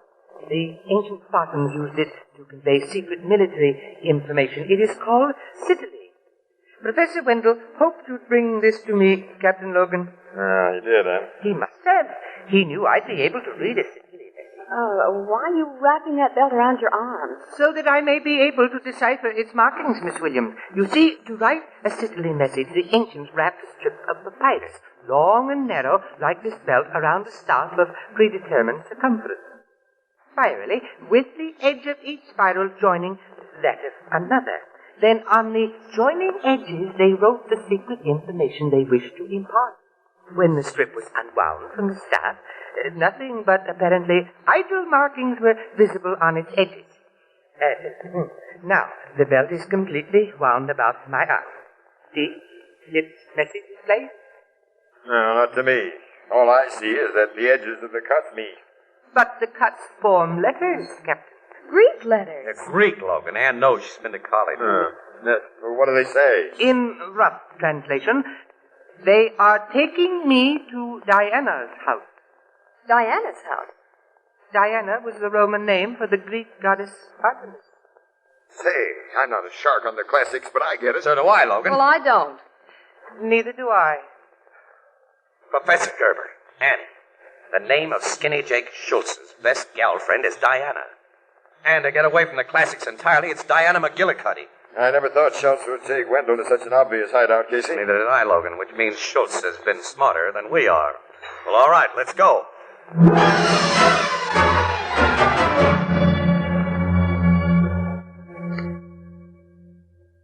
set, Captain Logan. We have the joint surrounded. And men are ready to break in from all sides, Sergeant? As soon as they hear your whistle, sir. I'll hear that as soon as I get to the front door. Now, you stay there, Casey. Oh, no. I got a little personal matter to settle with skinny Jake Schultz. I got a hunch he's in Diana's house. You should still be in the hospital, you say? All right, but I'm not. Okay, blow your whistle, pal. I haven't got time to argue with you. This is it, guys. Hey, the cops. They're coming in from all sides. Pick 'em up. That means you, Schultz. Oh, no, you're not going to take me. You're wrong, Jake. Oh, Casey. I owed him that KO, Logan. And I owe these other two mugs something, too. No. We've given up. Lay off, Casey. Let me go, Logan. Let me go. Cut it. This is a police job. You can take the pictures, but you can't make them. Well, all right, Logan. But I want good shots. With Professor Wendell in them. Where is Wendell, you mug? He ain't been hurt. He's down in the cellar. Sergeant, bring him up. I'll get my camera set. You can't take pictures of the professor for the newspapers. Hey, not for decent newspapers. Why not, you mugs? Oh, on account of... Because, some way, the professor lost the belt that kept his pants up. Yeah, and then some way, he lost his pants.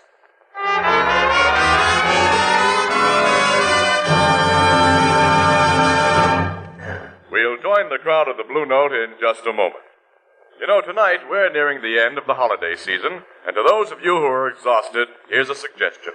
A good hot cup of coffee, which you can prepare in an instant, without fuss, without work, and without waiting even a minute. Now, I'm talking about soluble coffee, the amazing scientific discovery which makes really delicious coffee available at a moment's notice. Now, all you need is a cup, a spoon, and a glass jar. The sanitary, convenient Anchor glass jar in which most of the better packers of soluble coffee bring you their products. The Anchor glass jar opens quickly and simply. There's no trouble in measuring, no waste from spilling. And even more important, glass jars protect the flavor and freshness of soluble coffee against moisture long after they're open. You'll be delighted by the delicious soluble coffees now on the market, particularly those that come to you in convenient Anchor glass containers sealed with Anchor caps. Both products of Anchor Hocking. The most famous name in glass.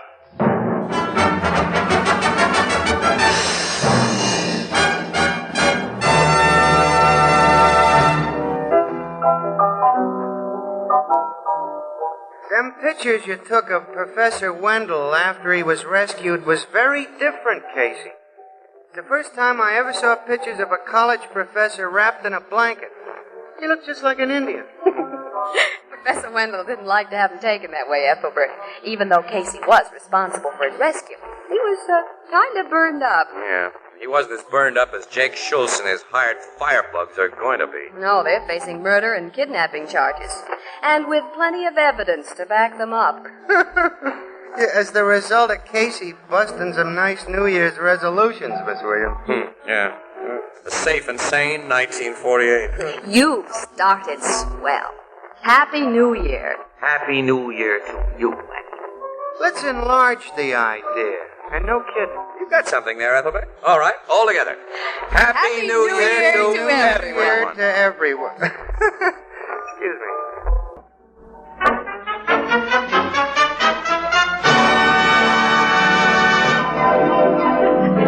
Crime Photographer, starring Staats Cotsworth as Casey, is brought to you each Thursday by the Anchor Hocking Glass Corporation, makers of Fire King Oven Glass, Anchor Glass Containers, Anchor Caps and Closures, all products of Anchor Hocking, the most famous name in glass.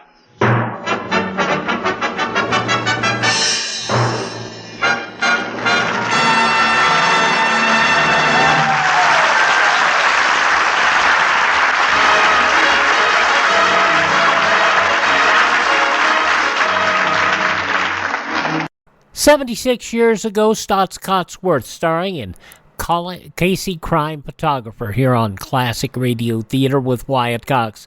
Tomorrow, Dr. Christian Theater Royal, suspense and dark fantasy, along with Lum and Abner. That'll be on our Tuesday program.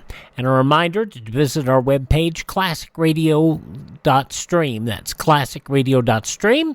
You can join the many people who have been kind and bought us a coffee. Thank you, Bob and Sean, for your support. Coming up next, we will have an episode of The Black Museum.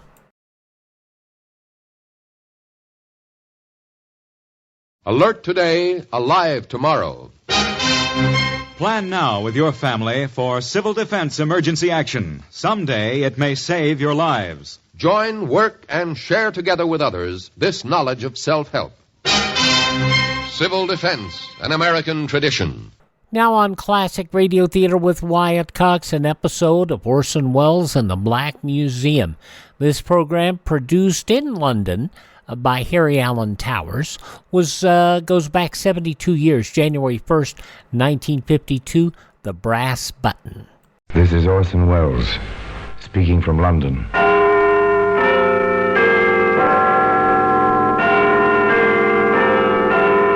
The Black Museum, the repository of death.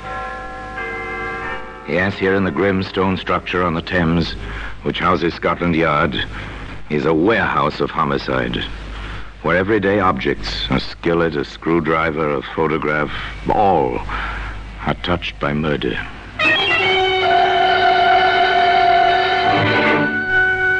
Here's a .22 caliber pistol. It's a familiar object. You've seen one or its picture. You've never touched one. An elegant little weapon, blue steel, mother of pearl inlaid grip, beautiful in its dainty, snub-nosed wickedness. A lady's weapon, wouldn't you say, Pepper? Looks as if it wouldn't harm a fly. Pretty in its way, Inspector. Pretty and dangerous. There ought to be a law forbidding the manufacture of these toys. Every one of them is capable of death. Well, today, this little blue .22 can be found among the exhibits in the Black Museum.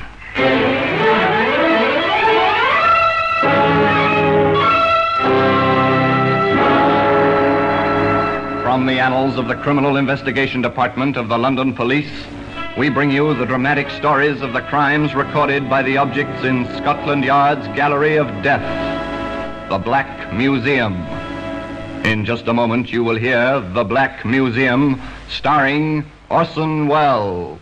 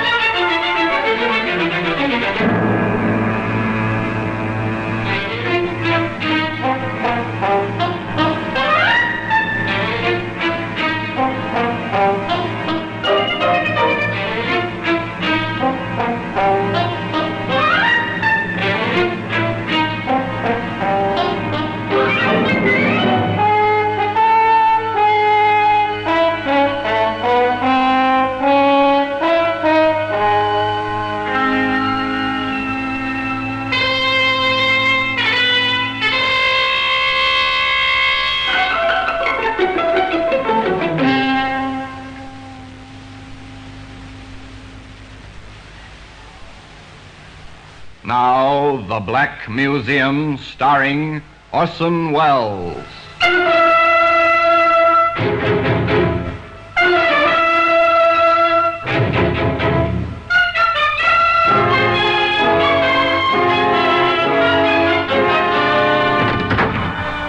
Well, here we are in the Black Museum. Scotland Yard's Museum of Murder. It's an impressive place. The kind of echoing awe which comes from a vaulted ceiling and somber lighting. Weird, fantastic, with a harsh, real fantasy that comes with murder. Here lies death, and so neatly. Each object placarded with a small white card labeled with black lettering, name, place, date, disposition of the case. Here's an odd-looking ashtray, soapstone. It's carved rather nicely with the crouching figure of a woman. Something decorative for your living room, but observe closely now the red-brown stain on the rim. Lift up the tray, hold it by the figure of the woman. Oh, yes, it's comfortable in your hand, and suddenly, this is a weapon. Ah, here we are, the little blue .22. Well, it's silent now. It was silent, too, during Vivian Davis's cocktail party in London's smart, sophisticated West End. In Vivian's quite chic apartment. It was not destined to be silent, though. Not very long. It's a nice place, Vivian's apartment, if you go for ultra-modern glass and metal combinations. Nice people, too. Well, nice looking, anyway. Young men are quite impeccable. The young ladies are lovely, lush, well aware of the well-put-together attractiveness. Oh, yes, these are the chic young people. Larry, darling, have you been watching Vivian and Donald? What else, sweet? They are at dagger points, aren't they? Well, frankly, Larry, if Viv has one more martini, she'll kill Donald with a look. An alcoholic look, at any rate. But why all the fuss and bother? If Donald wants to play, she ought to let him. I know at least 3 males who are perfectly willing to give Viv a time, really. Mm-hmm. Including yourself, Larry, my sweet? No, darling, I'm the 4th. But then why bother? A trifle strange, isn't it? The ultra-sophisticated, the over-civilized, and yet, beneath the polish, the same old jealousy that you can find in savages. Oh, yes, simple jealousy.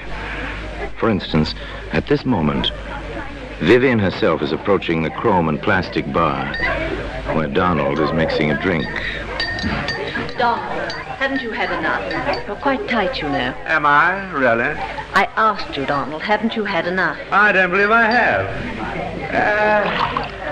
Will you have one, dear? I've had enough, let me tell you. This is my party. You might be polite enough to pay some attention to me and a little less to that strawberry blonde. She's quite attractive in a leggy sort of way. Oh, yes, quite elemental beneath the polished surface. An interesting situation. It continues, of course, as long as the party lasts.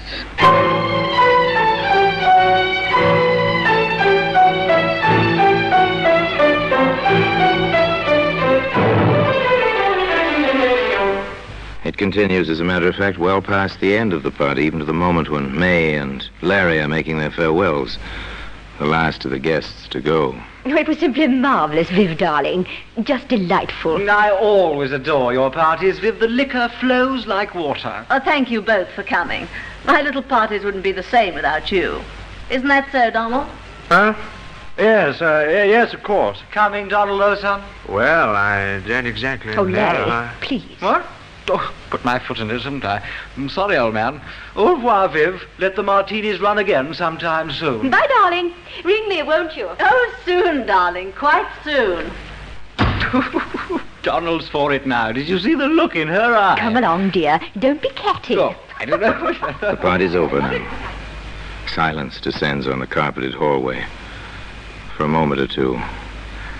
And then, through the muffling walls... You stupid little, silly little beast on that woman. Oh, stop it, Viv. I'm not interested in her. I've Don't told you you make me look such a perfect idiot. Man versus woman. A jealous woman. Where does it go? Isn't it obvious? Of course. Somebody's bound to be hurt.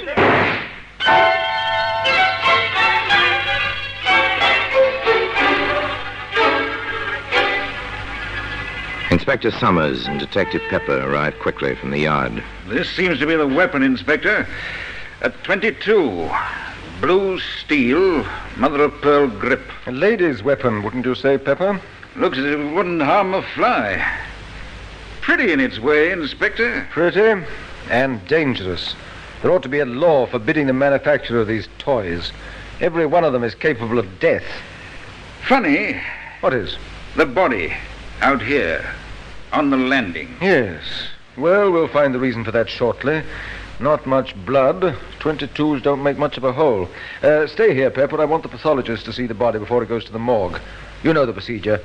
I'll be inside with the prime and only suspect. Yes, sir. I understand.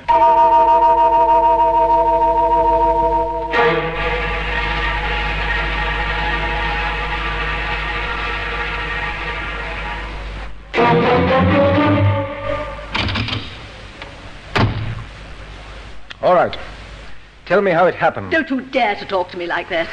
Take hold of yourself, Miss Davis. I need the answers to a few questions. I'll answer that. Don't you dare. That's my telephone. Yes? No. This is Inspector Summers of Scotland Yard. I see. I'm sorry, Lady Munsey, you can't speak to your daughter just now. Yes, she'll be coming down to the yard. You can come there if you wish. Goodbye. Now will you leave me alone? You know who my mother is. Which do you prefer, to answer my questions here or to come down to the yard? I refuse to answer anything. That won't look well in the report, miss. Oh, get out of here. Get out. Take now. hold of yourself, Miss Davis. I've told you and told you. Donald and I were arguing. I suppose I grabbed the gun from under the pillow where I keep it. He tried to take it away from me. And next I knew there was a shot and he was mumbling something about a doctor. And then he was dead. No, now leave me alone. Leave me alone. Inspector Summers felt that further questioning was indicated. The location he chose was his own office at the yard. Where did you get the gun, Miss Davis? My husband gave it to me several years ago. Are you married? I was. I'm divorced. Inspector Summers thought of many questions. Where did you struggle over the gun? In the bedroom. I see. Why do you use linoleum for a floor covering in the bedroom? Oh, because it's easy to keep clean, and because it's chic, and because... Oh, what has that to do with Donald? I'm asking the questions, Miss Davis. Oh, yes, there were many, many questions. How long have you lived at that address? How long did you know Donald Martin?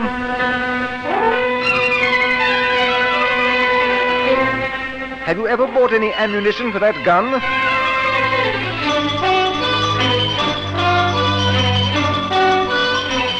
What were you quarreling about? It went on and on.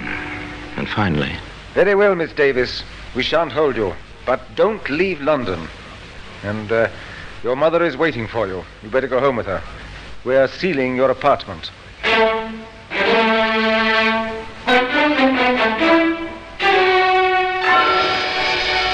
An inconvenient matter, violent death from a gunshot wound. Apartments are sealed, people investigate. One's whole life is turned inside out. And then there are the experts. The scientific facts contradict some of Miss Davis's statements, Inspector. They do? For instance? There's no evidence of any scorching of the clothing round the bullet hole. From that fact and the spread of the smoke stain, I deduce that the gun was held from 3 to 6 inches from Martin's chest. As the blood ran down the chest, he must have been standing at the time. It would be practically impossible for him to hold the weapon himself in that position. Could he have clutched the barrel, say, in an attempt to take it away from Miss Davis? In that case, his fingers would be singed, or at least blackened. They're not. I do not believe that the man was touching the weapon at all when it was fired. An embarrassing conclusion, to say the least. And there were other things. I've checked Martin's shoes at the morgue, Inspector. Well? If they struggled in that bedroom, on that polished linoleum floor, his shoes would have had to scratch the floor. They're leather-soled, and they have metal taps on the tips. Very good. Another discrepancy. Now, Pepper, I think we'd better have a bit of a talk with the neighbors. Are you certain of that, Mrs. Merritt? I am positive. It's not the first time they yelled at each other, those two, and the walls are thin. Do you have it down, Pepper? Yes, sir. They had a quarrel about 2 weeks ago. He left. She leaned out of the window, only half-dressed, and shouted at him, "Laugh, baby, laugh for the last time." And then she fired a gun at him. Thank you. Now then, Mrs. Merritt, before the shot last night, did you catch any of the words they said? His? Oh, no, sir. But, well, her bedroom is next to mine, and I heard her say as clear as day, and at the top of her lungs, "I will kill you." Thank you, Mrs. Merritt. Anything else? No, sir. Very well. Let's go, Pepper. All right, Pepper. I think we have the makings of a case. Pick her up. We'll book her for willful murder. And today, the little blue 22, which was to play such an important part in the case, can be seen among the other exhibits in the Black Museum. In just a moment, we will continue with The Black Museum, starring Orson Welles.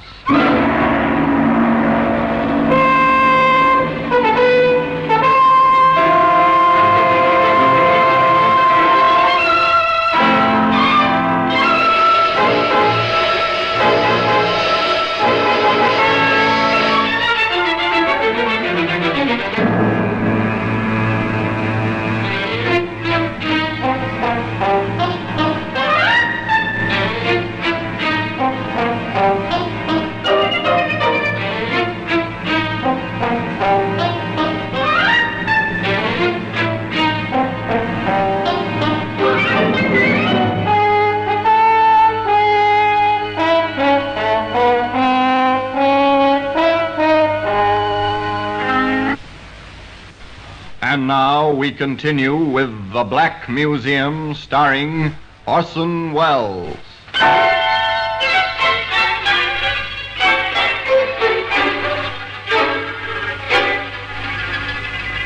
As the inspector said, they felt they had a case. The evidence was piling up. Vivian Davis was arrested. Her defense counsel was a distinguished member of the bar, and the prosecutor assigned was no less brilliant. But some of the conversation about the case was well, a lot less brilliant. Why, if Larry and I had stayed, we might have seen the whole thing. Darling, those letters. Imagine leaving letters like that lying in your bureau drawer, where anyone might find them. And do you suppose the prosecution will use them for evidence? This is one trial I simply shall not miss. Let me say here and now, if May owns a gun, I'm walking out, and at once. But Viv always was unstable, you know. That's the kind who'll pull a gun on you when you least expect it. Not for me, old man. Not for me. I always said she was no better than you'd think. Wild parties at all hours, firing guns around, drinking. Oh, I dare say the woman wasn't happy. But then who is? Now I ask you, who is? Poor Viv. I understand the food in prison is all starches. Seen the headlines? This is a juicy one, what? I'm to be a witness? You don't say. Really now? You don't say. They tried the case in public gossip long before it came to proper trial. And when the proper trial began, the courtroom was crowded naturally with bright young women and polished young men, the familiars of the defendant. This, however, failed to ruffle the solemnity of a British court. I shall permit no demonstrations. At the least lapse from proper decorum, I shall have the courtroom cleared. And that settled that. The trial proceeded. Vivian Davis, in simple black, sat in the dock between the two wardresses assigned to guard her. On the witness stand, the pathologist repeated his evidence and his conclusions for the prosecution. There was no cross-examination. With Inspector Summers, it was another matter. Inspector, you heard the prison doctor testify that when Miss Davis was admitted to the prison after her arrest, he found bruises on her arms and on one thigh. Yes, sir. And that such bruises might have been sustained in a struggle. Yes, sir. Very well. Now then, in your experience, have you found that when one person handles a gun, that person's fingerprints are usually found on the weapon? That has been my experience. However, if two parties struggled for possession of a certain weapon, would there be fingerprints? In most cases, no, sir. They tend to smudge or eliminate each other's prints. This weapon, which you've identified and which has been entered in evidence as Exhibit A, did you find this weapon at the scene of the alleged crime? I did. Did you examine it carefully? I did. Did you have it tested for fingerprints? I did. Did you find any? Yes, sir. How many sets? Only one set of prints were on that gun. Whose were they, Inspector? Now tell the jury, please, whose fingerprints were on that gun? Only my own. One more point, Inspector. You stated that you found a bullet in the wall of the bedroom, correct? Yes, sir. Have you any reason to believe this bullet was fired on the night of the alleged crime? It could have been fired at any time, I suppose. Thank you, Inspector. That's all. Mrs. Merritt, the eager next-door neighbor, had her proverbial day in court. Yes, sir. Just as I told the inspector, she screamed at him, hanging out of the window only half-dressed, and then she fired a shot at him. Counsel for the defense spent little time in the cross-examination of Mrs. Merritt. Madam, did you actually see Miss Davis fire a pistol or gun of some sort at the deceased? I heard the shot after she yelled at him. You said she was only half-dressed at the time. Is that correct? Yes, sir. Then you must have seen her. Well, I took one look, and after that I only listened. Why? Why, Mrs. Merritt? When a woman is in her condition, no other woman cares to watch her. I see. This is your opinion. It certainly is. Your Lordship, I respectfully request that the answers to the last two questions be stricken from the record as constituting an opinion and not evidence. Further, on the grounds that opinions are not warranted, as the witness is not qualified as an expert. The clerk will strike the last two answers from the record, and the jury is instructed to ignore the testimony. Proceed. No further questions. Thank you, Mrs. Merritt. Back and forth, the battle raged, a battle for a woman's life. The case for the Crown was ably presented. The defense, by cross-examination, by objections in the record, sought to upset testimony to establish points which could be played upon later, the climax of the trial, when Vivian Davis herself took the stand in her own defense. Now, Miss Davis, you understand the seriousness of this situation. Of course. I refer to the testimony that you once fired a gun at Donald Martin from your bedroom window. Is this true? No, it's not true. What did happen that evening? He'd come to see me. He'd asked me for money to pay a gambling debt, and I refused. We quarreled, and he left. I was furious, and I called to him from my window. Then I went back into the room and fired one shot to make him think I'd killed myself. What happened then? Oh, Donald... Mr. Martin came rushing back, and we were friends again. Miss Davis, have you ever pointed a weapon at Mr. Martin? No, never. Have you wanted to? No, never. Did you shoot him the night he died? No! Have you any recollection of his having spoken to you between the time he was shot and the moment he died? I'll never forget it as long as I live. What did he say? He said, I wish the doctor would hurry. I want to tell him that this was an accident. It's not your fault. He said it over and over. And then he was dead.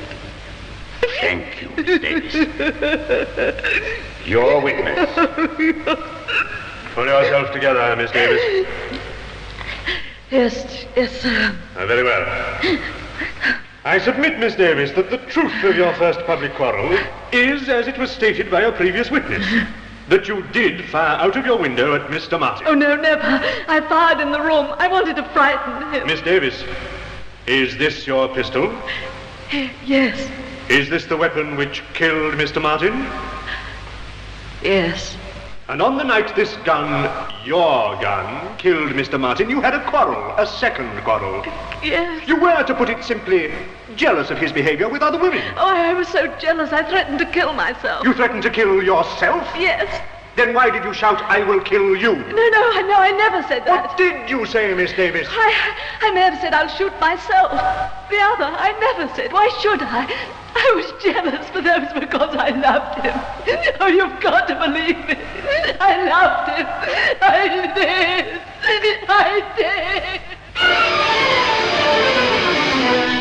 There was more, much more, over and over. But they never managed to shake her on the essential points. I never pointed a gun at Donald in my life. And, of course, I never said I'd kill him. I said I'd kill myself. at long last, with Vivian Davis on the verge of collapse, the prosecutor let her go.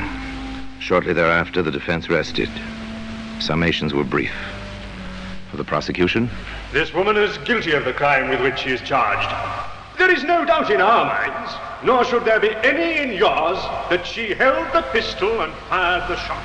for the defense, It is clear that no woman kills the man she loves, despite the violence of their causes. This was an accident. It is clear that it was an accident. the presiding justice was clear and concise in his charge to the jury. Gentlemen of the jury, in conclusion, let me advise you there are 3 possible verdicts you may return under the present indictment. Guilty of murder, guilty of manslaughter, or not guilty of any offense. I commend the accused to your most painstaking deliberations. The jury filed out. They stayed out for 2 long, weary hours. There was chatter in the courtroom. There always is. But even the gossip was subdued. Everybody waited. Waited. It seems perfectly incredible. A murder trial, and I've been in on it since the beginning. I do hope the judge wasn't as much against her as he seemed to be. It's really too exciting for words. I've had more dinner invitations because I know Viv. Oh, well, after all, the poor girl might be hanged, you know. Oh, grisly thought. Well, for my part, even if she gets off, there'll be one advantage. She'll never be my neighbor again, and that will be an improvement, I'd say. And at long last, the waiting was over. The prisoner arose in the dock at the judge's request. The foreman of the jury faced the prisoner in the court. The age-old formula was intoned by the clerk. Members of the jury, have you agreed upon a verdict? We have. Do you find the prisoner guilty or not guilty of murder? Not guilty. Do you find the prisoner guilty or not guilty of manslaughter? Not guilty.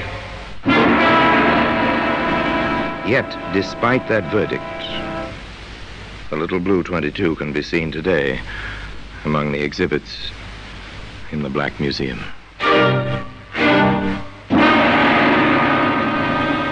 Orson Welles will be back with you in just a moment.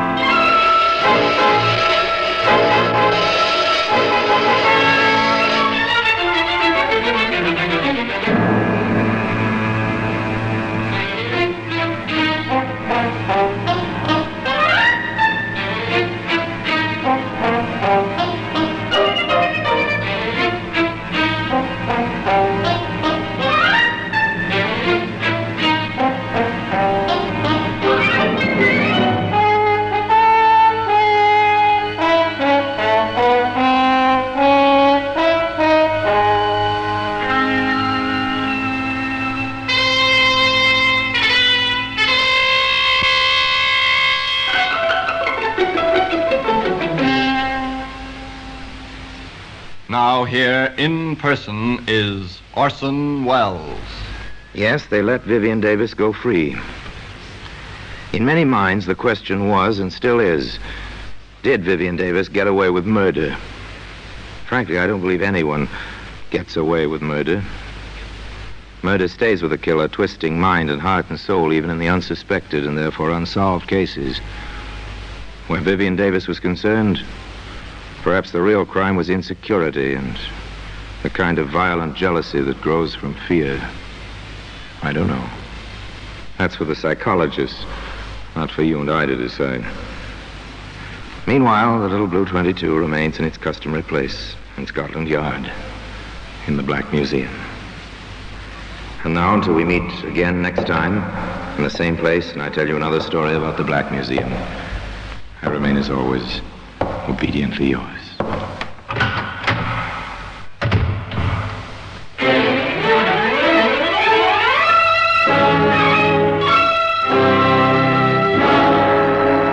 The Black Museum, starring Orson Welles, is presented by arrangement with Metro-Goldwyn-Mayer Radio Attractions.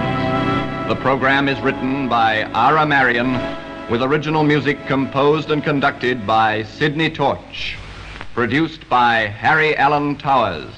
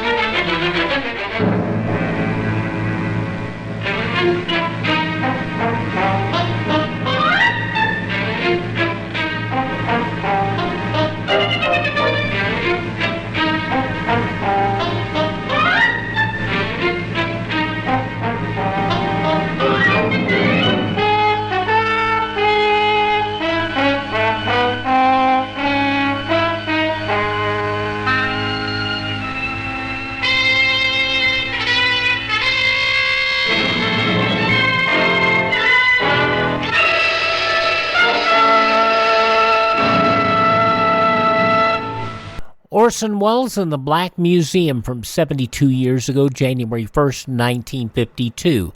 Thank you for tuning in to Classic Radio Theater with Wyatt Cox. A reminder, tomorrow, Dr. Christian, Theater Royal, Suspense, Dark Fantasy, and Lum and Abner.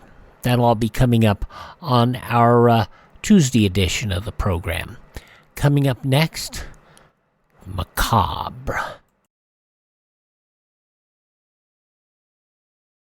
Listen and learn through civil defense. This is Johnny Cash. I'd like all of you to remember that America can withstand enemy attack if we support the emergency plans of our community and learn to help ourselves. Make sure you're prepared.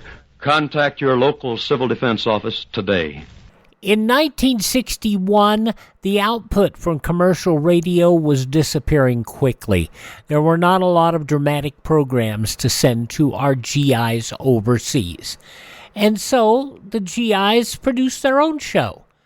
This is Macabre, as it was originally broadcast overseas, never in the United States to my knowledge, January 1st, 1962, 62 years ago. The story of the crystalline man.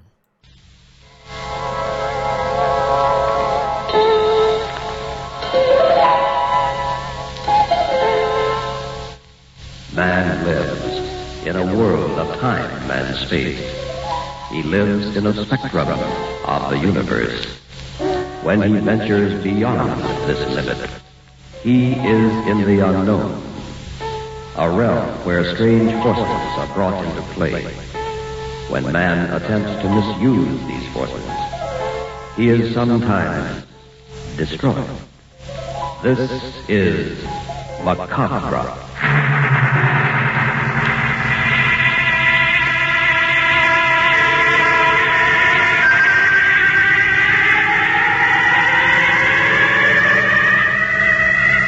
The Far East Network presents, in special performance, Macabre. Tonight's story, The Crystalline Man.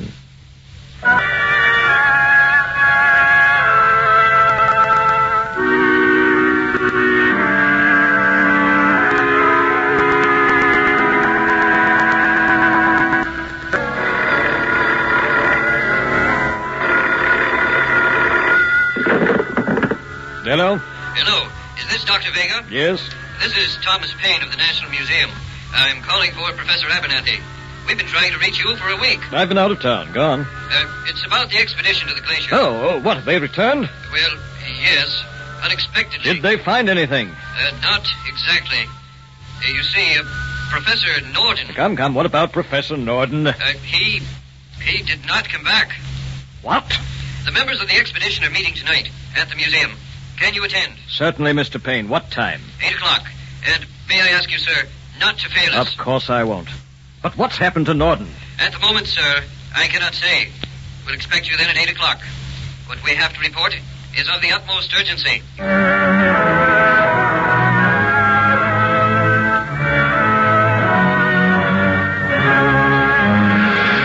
Now, gentlemen, a simple expedition to the Arctic, and you come back whimpering like children. Now, really, what do you expect me to think, Professor Abernathy? Please be seated, Dr. Vega. Thank God you've come. You know Thomas Paine of the museum? Yes, he telephoned me. And my associate, Craig Taylor. How do you do, Mr. Taylor? Good evening, Doctor. Now, what happened to Norden? It's hard to explain. Professor, either he came back or he didn't. Which was it? He did not. That thing in the other room. Not yet, Paine. Thing? What thing? Before you see it, Doctor, it'll take explanation. What do you think I am, a child? You believe I'm too naive to know the facts? Let me refresh you. I backed your expedition. My father disappeared in those wilds 5 years ago and was never found. Professor Norden thought he knew the route, that he could find some trace, but you returned without him, cowering like a pack of whipped puppies. Now, speak up, gentlemen. What happened?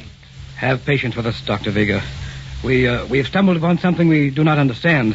Something that has cost the life of Professor Norden, and may not stop there.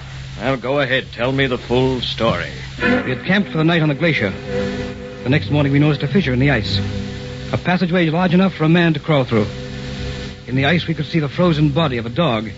It wasn't one of ours. I thought it might have been one of your father's. Norden decided to crawl into the fissure to investigate. Taylor remained with me. A storm came up suddenly, and when we called out to Norden in the passageway... Professor Norden! Have you found any trace? Professor! What do you make of it, Craig? He's been in there 15 minutes. Do you think he's all right? I don't know. We haven't heard from him since he left us. With the storm blowing, a fissure isn't exactly a safe place to be. Danger of an avalanche. Better warn him. Professor Norton! There's a storm! Let's get out of here! No answer. Got a flashlight? It's dark in there. Yes. Come on, we better look for him. Fissure doesn't appear too old. No, perhaps only a few days old. Otherwise, there'd be a heavy layer of snow on the bottom. I hope that ice overhead is solid. Any kind of slide would bury us. Pitch black now. I didn't realize the passage was this deep. What's that ahead? Huh? It's like a rock, where the glacier meets the mountainside. A few more feet and we'll be there.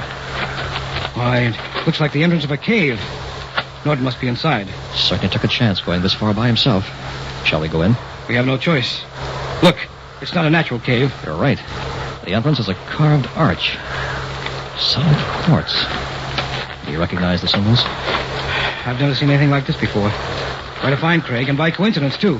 If that fissure in the ice hadn't opened here, it might have been lost forever. How old would you guess it is? Impossible to tell. We've got to find Norton. Hand me a light. I'll go first. Professor Norton! Professor! Looks like an ancient crypt. Tarnished urns, ornate carving. Unhealthy atmosphere, Craig. I don't know what we've stumbled on, but from the past I know nothing about. Where could Norton have gone? Seems to be the only room. He's got to be here. I'll move the light around once again, slowly. A man just doesn't disappear in thin air. What's that? Where? Pile of rubble. Something caved in. Yes, in the corner. Come on. It's Norton. He's alive. Quick, clear the rocks. He's caught in the slide. Professor Norton, can you hear me? Yes. I'm done for, Abernathy. You and Craig, get out of here as fast as you can. Nonsense. We'll have you free in a moment. There's another room behind those rocks. Don't go in there. I moved some rocks to cover the doorway. Slide buried me. Did you find a trace of Dr. Vega's father? No. Just cover that doorway and leave. Norton. Poor devil. He's gone. Strange. What's that? I'm not a medical doctor, but he doesn't seem to have been fatally injured by the cave-in. What do you mean? The answer may lie in there. He was probably delirious. We'd better get out of here. But before we do, shouldn't we have a look? Norton warned us. Would a scientist refuse? After you, Professor. Careful, Craig. Don't upset that boulder. It could stop all our plans. Ease under that arch. We don't know how old this is. It may crumble. Why, it's just a room, like the other. Look, straight ahead. At the foot of that altar. Yes. Sparkles like a jewel. That's what Norton warned us about. Nonsense. We're scientists, Craig. Norton was no fool. Neither am I. Let's have a closer look. 10-foot jewel. A prize from the Arabian Nights. Or a quartz sarcophagus. Of course. But why was Norton afraid of it? It's not locked. The lid can be raised. Don't, Professor. My boy, this is what every scientist dreams of. How can you refuse? All right. I can't tell why. Something seems to be warning me to leave this alone. If you have to, take a look, and let's get out of here. Henry, give me a hand. Okay.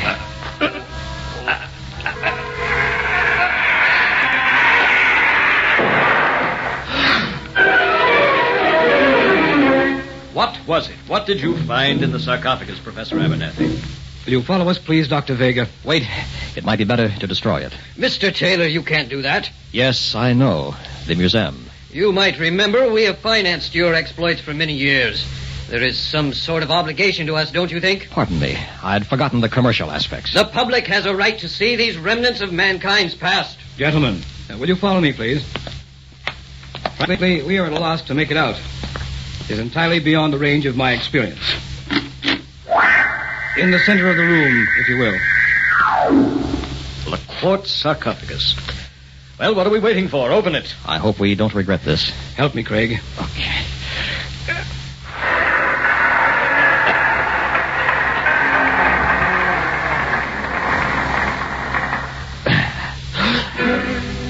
There it is, Dr. Vega. This is incredible. Is it some kind of joke? We wish it were, Doctor. Man. A crystalline man, perfect in detail, even to his thumbprints. It's fantastic. What do you think, Mr. Payne? I haven't had a great deal of time to research it. However, I can't link him to any period of recorded history. He is not prehistoric, as he resembles modern man. His clothing is well tailored, though of a design I've never seen. He looks 45, intelligent and scholarly. He doesn't have the appearance of death. The strange part is, instead of flesh and blood, he seems to be pure crystal. Is it possible the man could once have lived? And if he could, what forgotten tongue, lost in the antiquity of time, would he speak? We may know tomorrow. How do you mean? I believe that by some process unknown to us today, this man is still alive.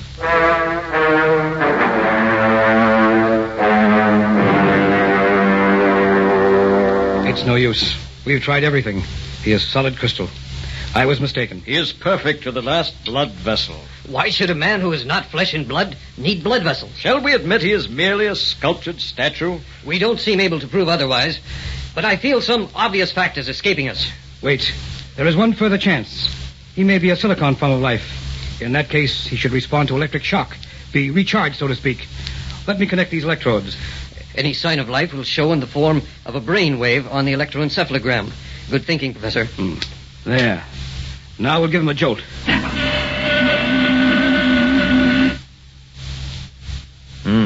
Nothing. Try it again. Not a thing. Look, an eyelid moved. No, Payne, you're mistaken. Nothing moved. Professor, did you see? No. If he's alive, it's in a form unknown to us. What will you do with him?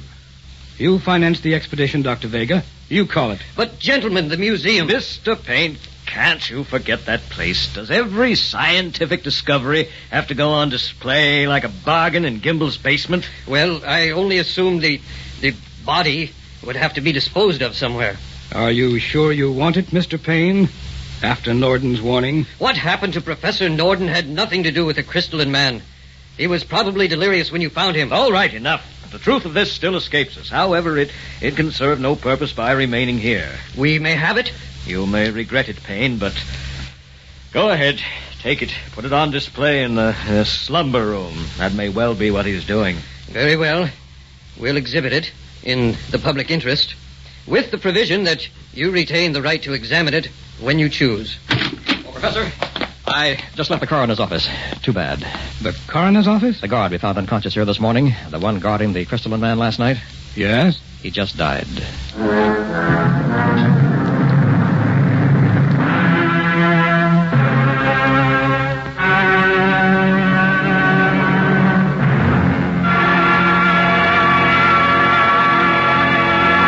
Act 2 of The Crystalline Man will be heard in a moment. But first, what causes traffic accidents? Weather conditions, road conditions, vehicle conditions.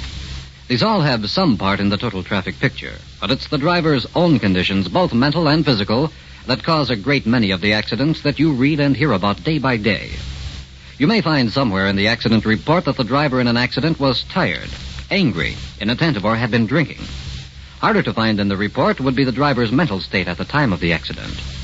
In many cases, the driver didn't know, didn't think, or didn't care about the possibility of having an accident. How can he be made more aware of the danger he is causing to himself and everyone else? The National Safety Council suggests one good way is by an active community campaign against such thinking. And that's where you come in. Our community and our local safety organizations need your active support. Let's all accept our responsibility to join the fight for life and help save lives. And now, Act 2 of The Crystalline Man.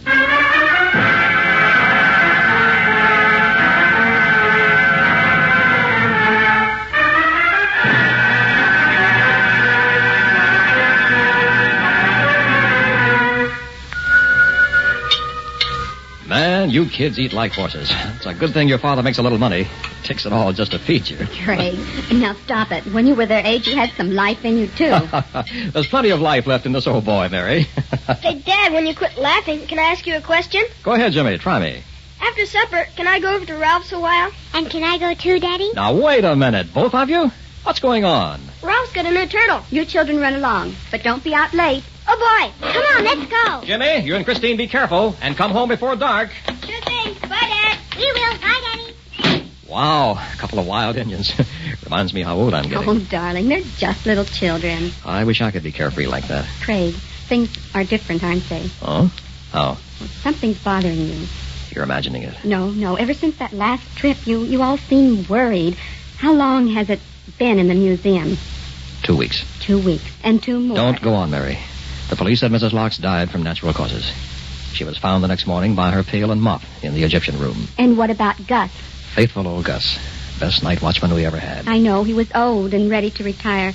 But don't you think something got him, too? He was found like Mrs. Locke, dead the next morning. Mary, you'd... There's talk now, Craig. Before long, people will be afraid to go to the museum. If the police find any connection between those deaths and this crystalline man, you'll all be in trouble. It's against any kind of logic to think that. Darling, you've said so yourself. There are many things in this world we don't understand. That doesn't mean they don't exist. It means at the moment we haven't the capacity for understanding. We've uncovered the genius of some civilization long past. If the man is not a statue, he certainly isn't a corpse, then he was preserved for a reason. Professor Norden suspected right away. He was trying to wall up the crypt so we wouldn't find him when he was fatally injured. Now the crystalline man lies in the museum like some Trojan horse, harboring God knows what menace from the dawn of time. I'm sorry, Mary. It had to come out. I'm glad you said it, darling. We should have destroyed him. We couldn't bring ourselves to do it. He's so lifelike. It would have seemed like murder. You can't let things like this continue. The police have nothing to go on. But you know what's wrong. You can stop him. All I have is a feeling, a suspicion. I promise you, Mary. What, darling? If there's another death, I'll take it on myself to find out what's wrong with the crystalline man.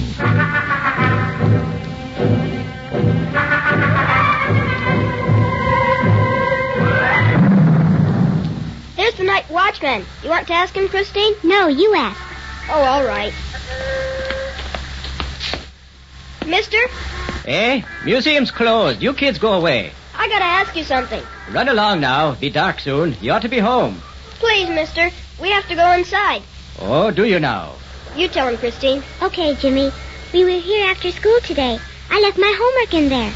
Museum's locked up. Come back tomorrow. Your books will be turned into the main office. You can pick them up then. But you don't understand. She has to study her homework tonight. Don't you see? Or I'll get a spanking. Your parents know where you are. Gosh, no. They think we're at Ralph's seeing a turtle.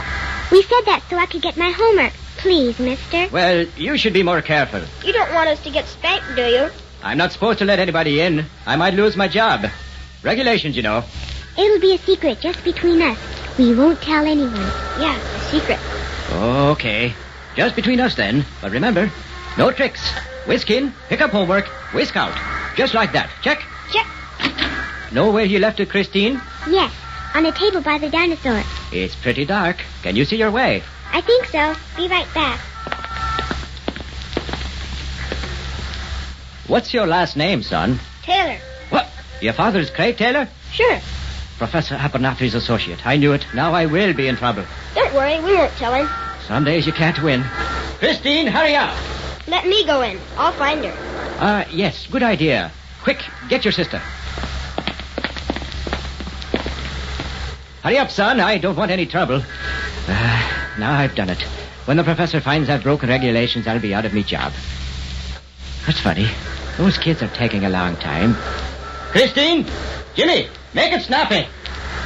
Hope nobody comes along the street and sees me here with this door open. Oh, goodbye job. Hey, those two ought to be back. I don't hear us peep out of them. Getting too dark in there to make much out. Hey, Christine! Jimmy! Uh-oh. I don't like this. Hey there! You kids all right?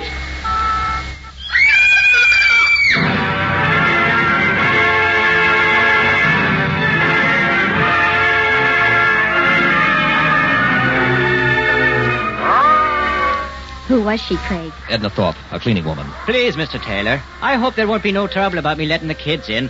How did I know they'd find old Mrs. Thorpe dead? Natural causes again, Craig? Police coroner said heart attack. Christine, you're sure the dead woman was the only thing you saw? Yes, Daddy. I just found my homework when I saw her. Then Jimmy came in. We were too scared to move, Dad. Uh-huh. What are you going to do? Mary, you can see what we're facing here. Take the children home. I'll be along later. But, Craig, aren't you coming with us? No, I'm spending the night in the museum. It's time we learn the truth. Not alone, darling. That's too dangerous. Deaths occur only when there are no witnesses. The only way to find out is to bait the hook. I'll stay in there alone tonight. The killer may be tempted to strike again, and then we'll know.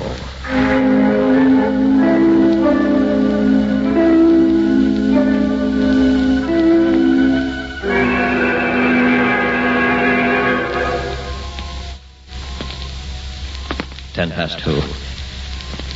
Getting sleepy. Big place. Those 2 dinosaurs aren't kittens.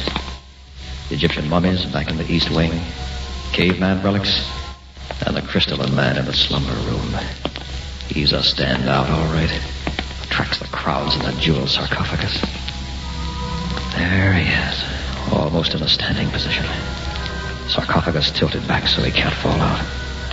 6 feet of complete mystery. A man of the world, but not of this world. Question is he statue or is he real? I think Norton knew. Too bad he couldn't have told us more. The strange thing is that in this collection of relics of the past, he alone doesn't reflect some state of decomposition. The key lies there, I'm sure of it. But logic tells me our killer is flesh and blood. Wish they turned on more light at night. Oh, I'm sorry I sent everyone away. The place has an eerie, uncomfortable feeling. Where's that chair I saw around here? Oh, there it is.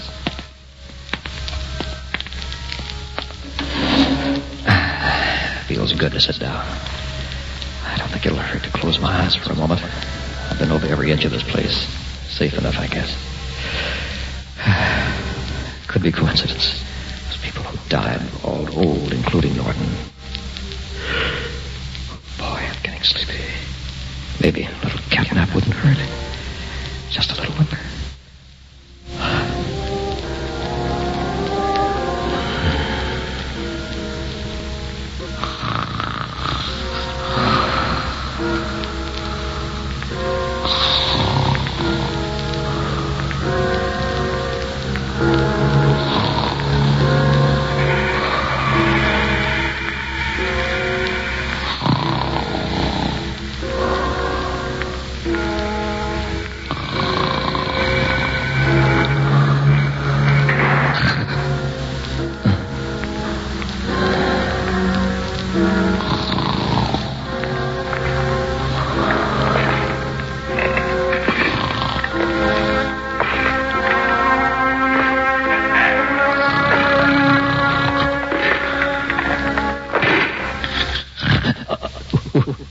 Who is it? Shadow standing over me. How could anyone have come? Can't see in the dark. Something is going to hit me, but... Stop! Who are you? It is beyond thy capacity to understand. The crystalline man. When I touch thee, breathe deeply, savage, and thou wilt be gone. Wait! Then you are alive. Since the beginning of time. How old are you? Perhaps 1,000,000 of thy years. But modern man doesn't go back that far. If time be curved, thou might say, I am old enough to be from the future. Who are you?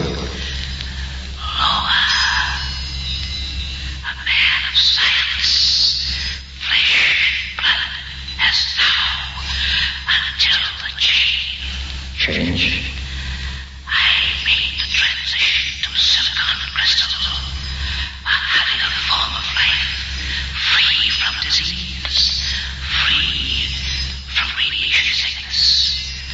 Then a catastrophe befell my people.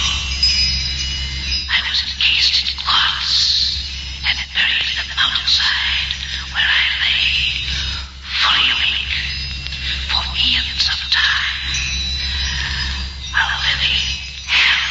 We are also men of science. Perhaps we could get together. Savage, barbarians, we are eternity apart. Why haven't you risen before? This form of life is like a battery. It must be charged. I see. With the life force of others. Thou speakest well, Savage. So that's what Norton knew. Revive him and there'll be no stopping him. Thou knowest too much, Savage. What is thy say?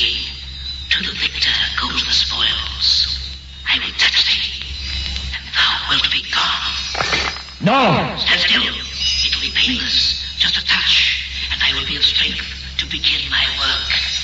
Don't come any closer. Fear me not, savage. I'm warning you. Where can thou escape? The wall is behind, and I am before thee. Keep away from me.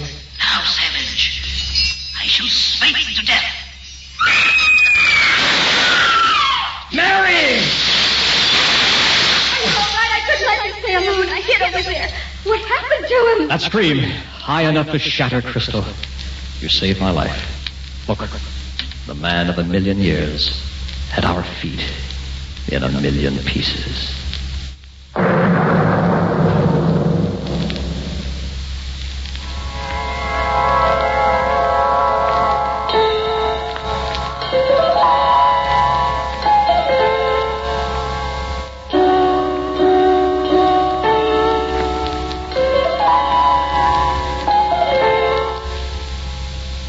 Just heard Macabre, a special Far East Network presentation.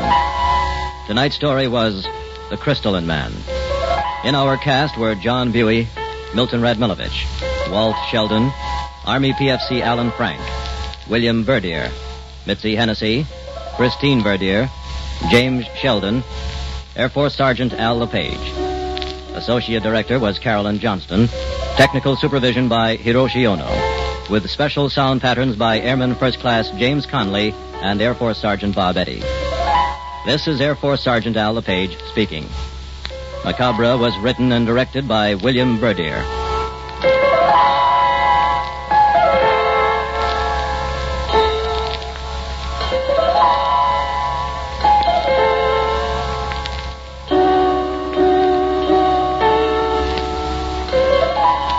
Macabre comes to you each week at this time through the worldwide facilities of the United States Armed Forces Radio and Television Service.